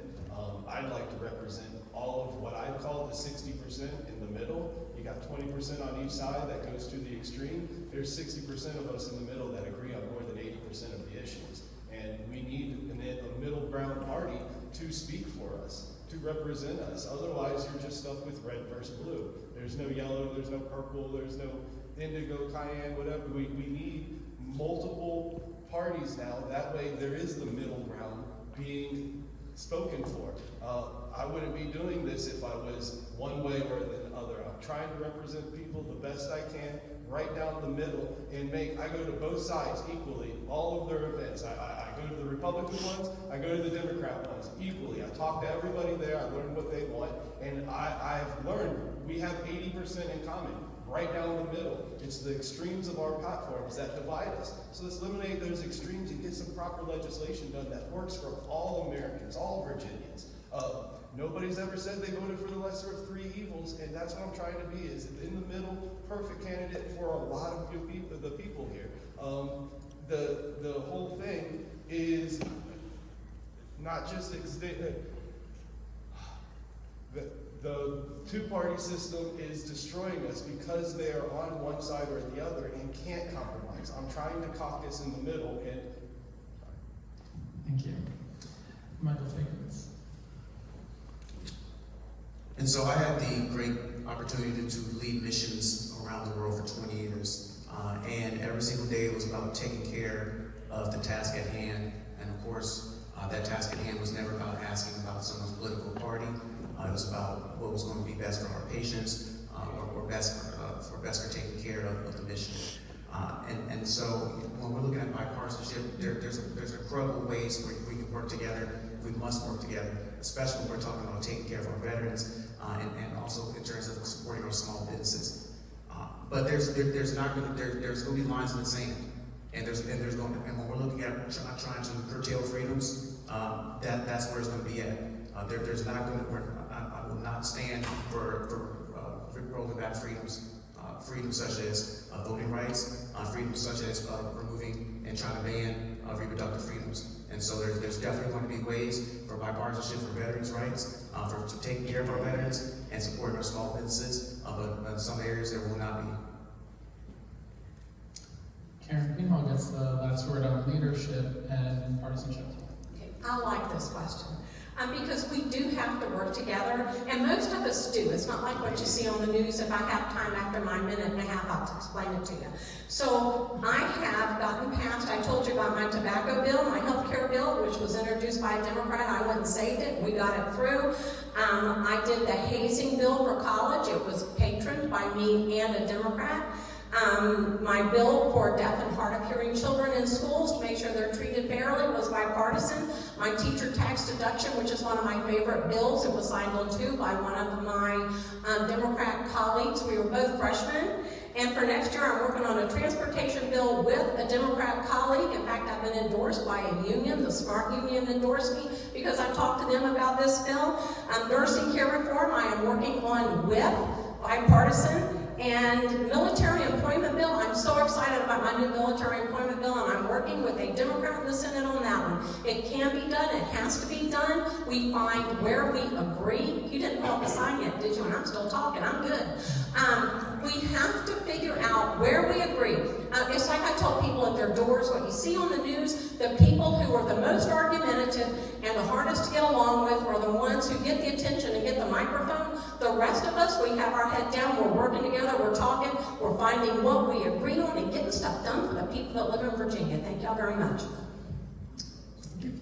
So this is an odd, not question. There's a Tahoe truck blocking an emergency exit. Your tag starts with TUX, and that's a concern. So maybe we can address that.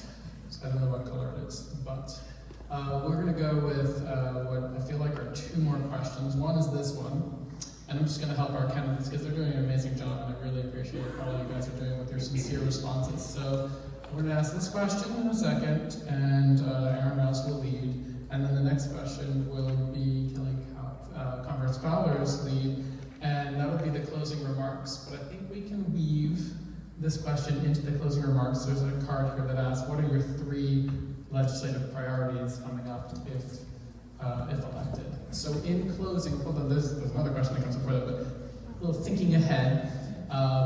In your closing statement, the crowd would like to hear about the legislative priorities. So maybe you have a normal closing speech, but we can add in some priorities there. The question at hand right now for Aaron Rouse, the lead, is abortion is on the ballot. What's your stance on abortion in Virginia? Well, that's a great question to start with. Listen, a ban is a ban. This governor is in, my opponent are talking about a 15-week abortion ban is suitable and is reasonable. No, it's not. No one should be dictating what women do with their bodies, especially the majority of men in the legislative. Listen, I won a special election in January where a Republican-held district for over 25 years. Over 25 years, and we ran on this important issue of making sure women had their body autonomy and can make their own healthcare decisions. We were able to win that district, and Republican women came out, women in droves came out to ensure that we would not go back in time when it comes to women's rights. And so it's very clear where I stand, it's a human right. And just the level of hypocrisy in a time where we had a global pandemic and people didn't want to wear masks and don't want the vaccine, but yet you have the same side of the aisle want to dictate what women can and can't do with their body. That's hypocrisy. This is the United States of America where you have the freedom to pursue happiness and delight and liberty. And so no one should dictate that from you. And as we state, a lot of people like to bring their sense of religion into it. I'm a Christian myself. This is a house that we're in right now that I prayed in a lot of times. And I can tell you right then and there that nobody can stand before God and atone for anyone else's sins if your religion considers that, right? No one can atone for anyone else's sins. And so at the end of the day, in America, you have the freedom of religion. That is your constitutional right, and we must not infringe on that. Kelly Converse Fowler, abortion on the ballot. Absolutely. Thank you, Senator Rouse, for your comments. As one of the few women up here, I have to say that right before I left the House, I saw on the news that 70%, it was a study statewide, over 70% of women think the law is fine where it's at in Virginia. 70% of Virginians, actually. So if the law is fine where it's at, where is this ambiguous ban of 15 weeks coming from? There's no basis for it. It's not medical, there's no reason for it. We already have barriers, obstacles in place, actually, that make it quite difficult for it to get reproductive care. It actually is not as easy as it appears or it seems. There's very little reproductive, like I used to go to Planned Parenthood when I was in college, in my 20s. It was the only health care I could get on a sliding scale. So that's how I was able to get my reproductive health care. So when we talk about healthcare, we need to make sure that, number one, women are in the conversation, because a lot of the times we are not. There was a bill this year that I stood up and spoke on because it was very, very personal. It was about pharmacists being able to diagnose not only COVID and UTIs, and give medication out for those. And I had a problem with that because I had a chronic illness that lasted for months and it needed holistic care, not a pharmacist. So it's a disservice to women to be able to do that. And I think when you look at reproductive care and reproductive freedom, you have to look at what women are saying and believe women. Thank you.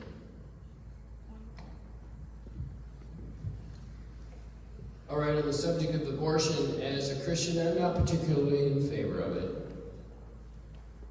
I will back the Youngkin plan of 15 weeks, limiting 15 weeks.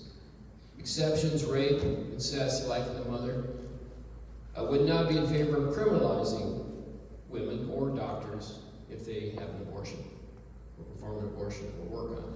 But I would back the Youngkin plan. It's not a ban, it's an amount of weeks. So that's where I would stand on that. I'm going to stand with Youngkin. Nicholas Olenek. So a total ban is bad. DNC at 9 months is bad.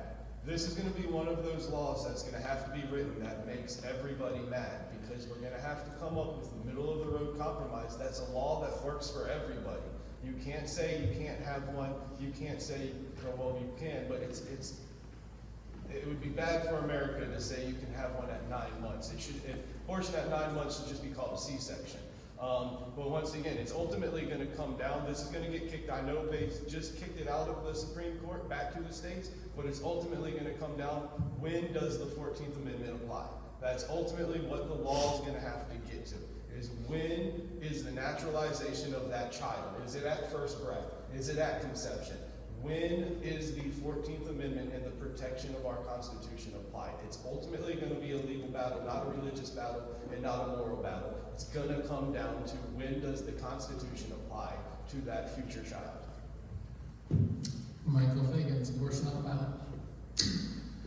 A ban is a ban. The Governor Youngkin is trying to ban reproductive freedom.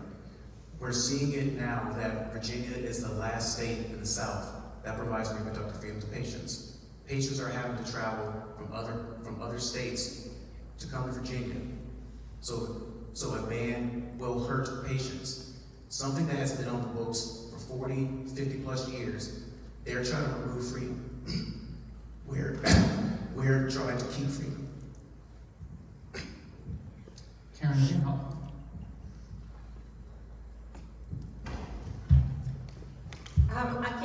I support the governor's 15-week restriction with exceptions for rape, incest, and the life of the mother.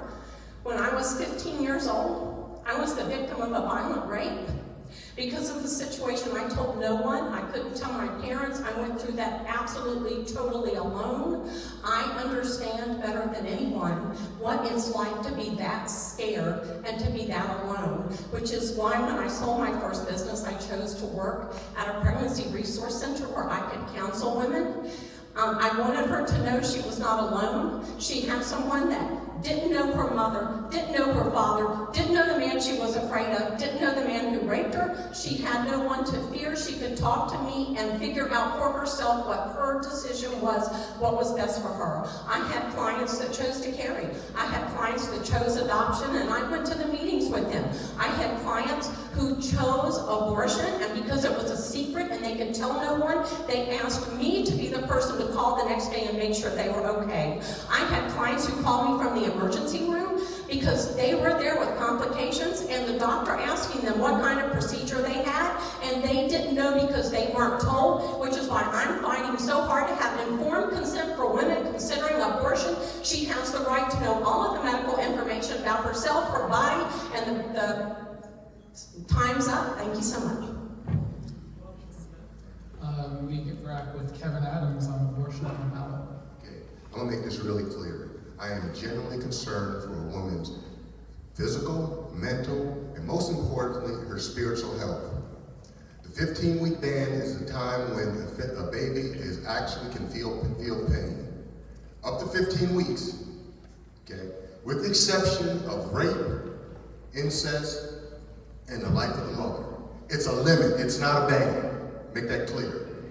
Okay, I have walked the distance, I have walked through my district, and I've talked to over 100 women in the same complex, and they agree with the consensus. It's compassionate, and it is consensus there. 15 weeks, with exception, 15-week limit, with the exceptions of rape, incest, and life of the mother. That is the limit. It has consensus, again, I want to repeat this, and it's compassionate. Over 90 women that I talked to in the same complex, all of them agreed with me on this situation here. Okay? We should not scare women telling them that we're banned, and I think we should not be misinterpreting what someone is actually saying. Okay? That is the limit. 15 weeks, with the exception of rape, incest, and life of the mother. And that is a bill that I will sign, because it's compassionate and there's consensus. Over 70% of Virginians agree with it. All right, so we're at the final question, which is basically your closing statements with a little bit of a nudge to perhaps address your legislative priorities. Top 3 was what people seem to be driving at, but with some license there. So let's go 2.5 minutes if we can, since we've amended the normal closing statement. And we start with Kelly Converse Fowler. Well, thank you, and if this is my closing remarks, thank you so much to my fellow Marlin, class of 2003. My legislative agenda does not include anything with reproductive health, because the limits we have in place are what Virginians want. This is become a political issue. Politicians don't need to be with me or my family or my doctor at the OBGYN. They don't need to be in our discussions, they don't need to be in our thoughts, they don't need to be there.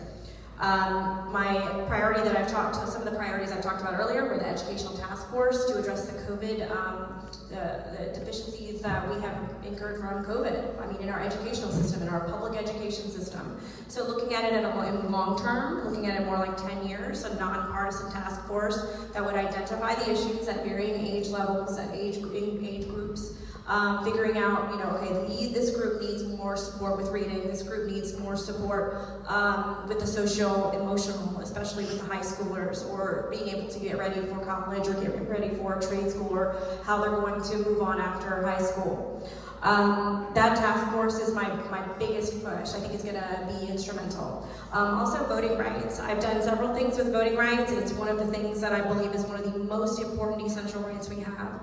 And everyone should have the right to vote and choose their representative. That includes diluting your vote. That includes when you try and let everyone vote for you when you have just your district. Not everyone in Virginia can vote for each delegate, right? Because that would make it just majority rules for everyone. We need representation that's proper and appropriate. So I do believe there's some things in our city that we need charter changes that we'll probably be carrying across in the House and the Senate that have to do with our district system. Also appointments, we're going to hopefully be able to tackle that issue as well, and not have an appointment in office for over a year. An appointment of an elected official for over a year when there's an allowance in the code for a special election. If there's anything worth spending our money on, it's on voting rights, and it's on making sure everyone has a vote and who is representing them. For over a year to have someone different represent you than who you would have chosen, at least you should have a voice and a say. Thank you. Mike Carslake, closing remarks with some priorities mixed in. Okay, just want to say thank you for allowing us to be here tonight, to the pastor of the church. It's been great. I don't know if I've had fun or not, but it's been great. So when I get to Richmond, one of the things I want to do is work on one of the things I said earlier, which is wetlands and affordable housing. Those things I think go together. Many areas, wetlands don't matter, but affordable housing I think is so important. We've really heard about it tonight. So I would like to put some bills forward on making housing more affordable, getting rid of 40% of the cost of housing that we really don't want to pay and can't afford to pay. Another priority would be reducing interest rates, which I can't do. The federal government has to do that. But there are ways to reduce some of the fees that the state has on your housing, including your local district, Virginia Beach, which is taxing us like crazy on our housing, on our property taxes. So I'd like to work on some of those things as well. Education. Education is one of my favorite things to talk about. I would like to see more control in the schools, and I think part of that comes from Richmond as to what kind of programs can we have statewide to affect the way kids go to school and come home. I've talked to multiple teachers, I've had meetings, I've had lunches with teachers who quit teaching in the public school system because they couldn't handle the lack of discipline, the way they were treated, the way they were yelled at, screamed at, the way they were made to do a positive behavioral program that didn't work. They were trying to be turned into counselors, psychologists, clinical people. They didn't have any of the training. And then the kids are standing in the corner laughing at them. So yeah, I want to see what can be done with education control in those classrooms. Thank you. Michael Fagan's closing remark. Oh, I'm sorry, Nicholas Olenek. My bad. On closing remarks and legislative priorities. All right, so the top 3 priorities of my campaign. Number one priority is mental health, especially for our veterans. As long as 22 vets a day are committing suicide, we need to do whatever we can to stop that. Whether it's alternative therapies or any other type of program. I'd like to, at the federal level, expand the Brandon Act to apply to veterans, not just active duty members. I don't got enough time to go into what the Brandon Act is, but I promise you look it up. Let's apply the Brandon Act to veterans also, and we can satisfy their mental health needs. Secondly, term limits. The swamp is deep because of how long people stay in it. Let's drain the swamp by just cycling out all of our politicians. 2 consecutive terms, go away for a season, come back. Maybe move up to another one, but get fresh blood, new blood in there. It's supposed to be of the people, by the people, for the people. Not a long dynasty of the same family or the same person for 40 years, just moving on throughout the system.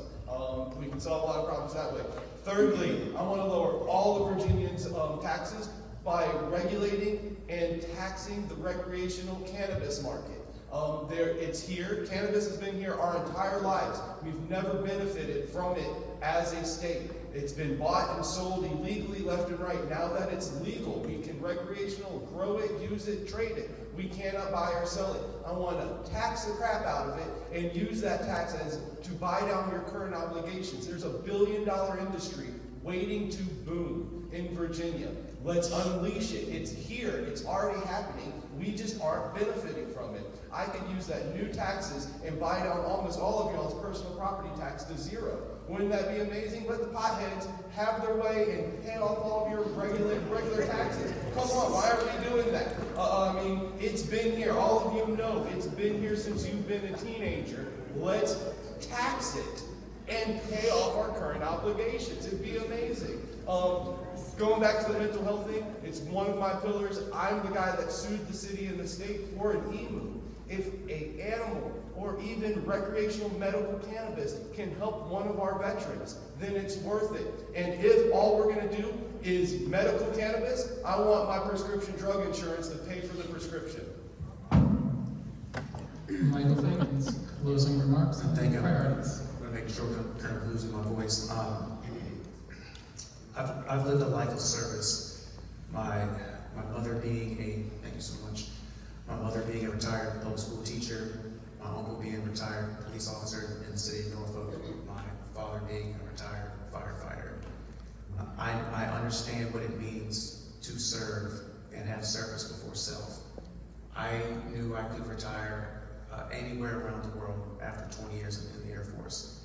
The education that it provided me, the experiences, the individuals that I met, but there was no place that I wanted to come except home. You know, it's because Virginia Beach is special. I believe in the power of Virginia Beach, the individuals, the embracing our diversity as a strength and not a weakness. I know that as somebody that grew up here, that left the world, that left and came back, that I have a tremendous amount to offer to the next generation. And that's one of the reasons that I'm stepping forward now. We have a lot of issues at hand here in Virginia Beach. We have a lot of issues at the Commonwealth. You know, making sure that we're protecting reproductive freedom, making sure that we're fully funding our schools. Not just fully funding our schools, but giving our teachers the wage increases that they deserve and continuing those wage increases. Having safe communities and supporting our veterans. I know day in and day out what our veterans go through, especially in terms of mental health. And so I want to make sure that I'm inspiring the next generation, and that's why I'm stepping forward to be your delegate in House District 97. Karen Greenhalgh. Thank you. Okay, I didn't get into this. This is not a new career for me. I always voted, but then in the last few years I realized voting wasn't enough. Virginia was getting off track. My grandchildren were not going to grow up in the Virginia I grew up in, so I decided it was time to get involved, and I ended up running for office and winning. So, you know, I'm 67. This is not a career. I'm here to do what's best, to do what's right, to try and save Virginia from my grandchildren. And I am so glad to know that my Republican colleagues are not trying to cut my Social Security. You know, I listen. I get things done. My tax deduction bill I talked about, that came from a constituent. My B-poll bill, which I didn't get to tell you about, that came from a constituent having trouble with her business license. So now it's easier for every business in Virginia to handle their business license. And both of those I got passed. I get things done. I was given 2 school safety bills by the governor, one each session. They brought me the first one and said, you know what? This is a campaign promise. We're going to try to get it done. You're a freshman. Don't worry. We're not going to be mad at you because we really don't think you can get it passed. I got both of them passed. They took a lot of negotiation, a lot of work, but I got 2 school safety bills passed in the last 2 years, and because of my work and the support of my colleagues on both chambers, both sides of the aisle, every school in Virginia is safer. And constituent services is the best part. Only 1 minute. Constituent services. I found the best part of getting elected is I can get people to answer the daggone phone. When I call a VEC on your behalf, they answer the phone. The DMV. I've helped people with their death certificates, with veteran affairs, immigration issues. It's the best part. I work for my constituents. The people who work for me have to love working for my constituents. I want to get back and help them. When they come to me, they don't have anybody else left to call. And we don't give up until it's settled. And as far as what I get to do when I go back, of course I want to keep supporting our military. I have 3 great military bills I'm working on, and taking care of education, y'all know that's important to me. I want to keep cutting taxes. Okay, I'll be quick, 15 seconds. I want to double the standard tax deduction. I want to make it permanent, and I want to get rid of the property tax on vehicles. If you don't own it, if you got to pay it, keep it. Kevin Adams. Where do I start? Well, I started this journey simply because I wanted to make a difference. I had watched politicians all my life go and say they're going to do things and not do it. I've watched politicians that don't even answer the phone. I mean, they don't even show up unless it's a photo op or it's something that's going to benefit them. You know, my whole career has been set on performance. You know, there's books you can read that have the performance of my service. 26 years in the Navy. I can't even explain it, but I've trained and helped thousands of service people through their careers and even their families. As family advocacy point of contact, you know, I've been involved in the deepest of people's personal problems. I am an absolute people person, and those that have been around me absolutely know that. I have no desire to be a career politician. I just want to go to Richmond and fix things that are broken. I want to go do things that I say I'm going to do and finish them. and I have a history of doing that. You know, when I started this race and had to start raising money, I went to my constituents, I went to my customers, and they're the ones that funded my campaign. I don't have a whole lot of money coming in from special interests. I have money coming in from people that know that Kevin Adams is going to go to Richmond and he's going to do what he's going to say. I'm going to work across the aisle. If it passes the reasonability test, we're going to do it. And I'm going to ask on every bill, I want to know who it hurts first. Because that's where we're going to start, and that's where we're going to end. Because all we need to do is get to that 70%, and I tell you what, most constituents, that's what they want, and that's what I will deliver for you as your next 22nd District State Senator. Aaron Ross. Thank you. First of all, thank you to our gracious host, Pastor Keys, and the New Hope family. Thank you for having us here. Thank you, moderator, for your time and standing up there. Thank you, everyone that's being here. I'm Senator Ross, and I'm running for re-election to State Senate District 22. Listen, I'm homegrown right here in the city of Virginia Beach. I'm a product of our public schools, and I have a proven record of working for the people. I started my nonprofit way prior before I got into public office, and I only gave away school supplies and support our teachers and our students, but work in a collaborative effort with our first responders, with small business owners, so that our youth will see that you don't have to be a professional football player or a rapper to be successful, but everyday working people, they need to see in their life that make a difference in their community. Again, I have a proven record of City Council, expanding the summer youth employment program, making sure we put in higher standards when it comes to mitigating storm flooding for builders in our community. Also, making sure that not only getting the highest pay raise for city staff, including our first responders, but passing a bond referendum as well to mitigate flooding concerns. And when you all elected me in a special election for State Senate District 7, we're running on the same issues, that we're running on again now.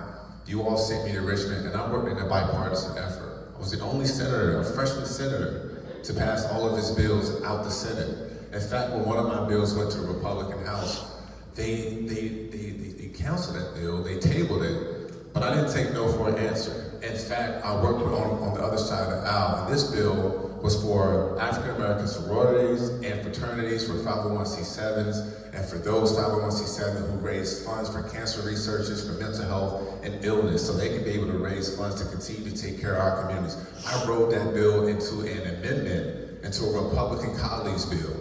So I didn't take no for an answer, and I was still able to get the job done. You all need someone going back in the General Assembly who has a proven track record, and I put my record on the line every single day in and day out, and we need to usher in a new generation of leaders. So I humbly ask for your support again and your vote for re-election to State Senate District 22. Thank you. Thank you. We're not done with people using this microphone. I'm going to introduce in a moment Ms. Geraldine Eady, but I would like to take my time here for a moment to thank you candidates for participating here. It's such a blessing to have all of the candidates in this area at the table. How odd would it be if one of these seats was empty, right? We have legitimate contenders across the board. Thank you for your sincerity of your responses, for your time, for your attentiveness to each other. I also, just my last plug is thank you to the families of these candidates. Some of them are about to serve us in Virginia, in Richmond, right? And that's a lot on these families, and kids and daughters and friends and families are gonna miss these people when they're gone, and I thank you for your service, or your potential service. So I'll turn it over to Ms. Geraldine Eady, President of the Virginia Beach Alumni Association of the Virginia Beach Alumni Chapter.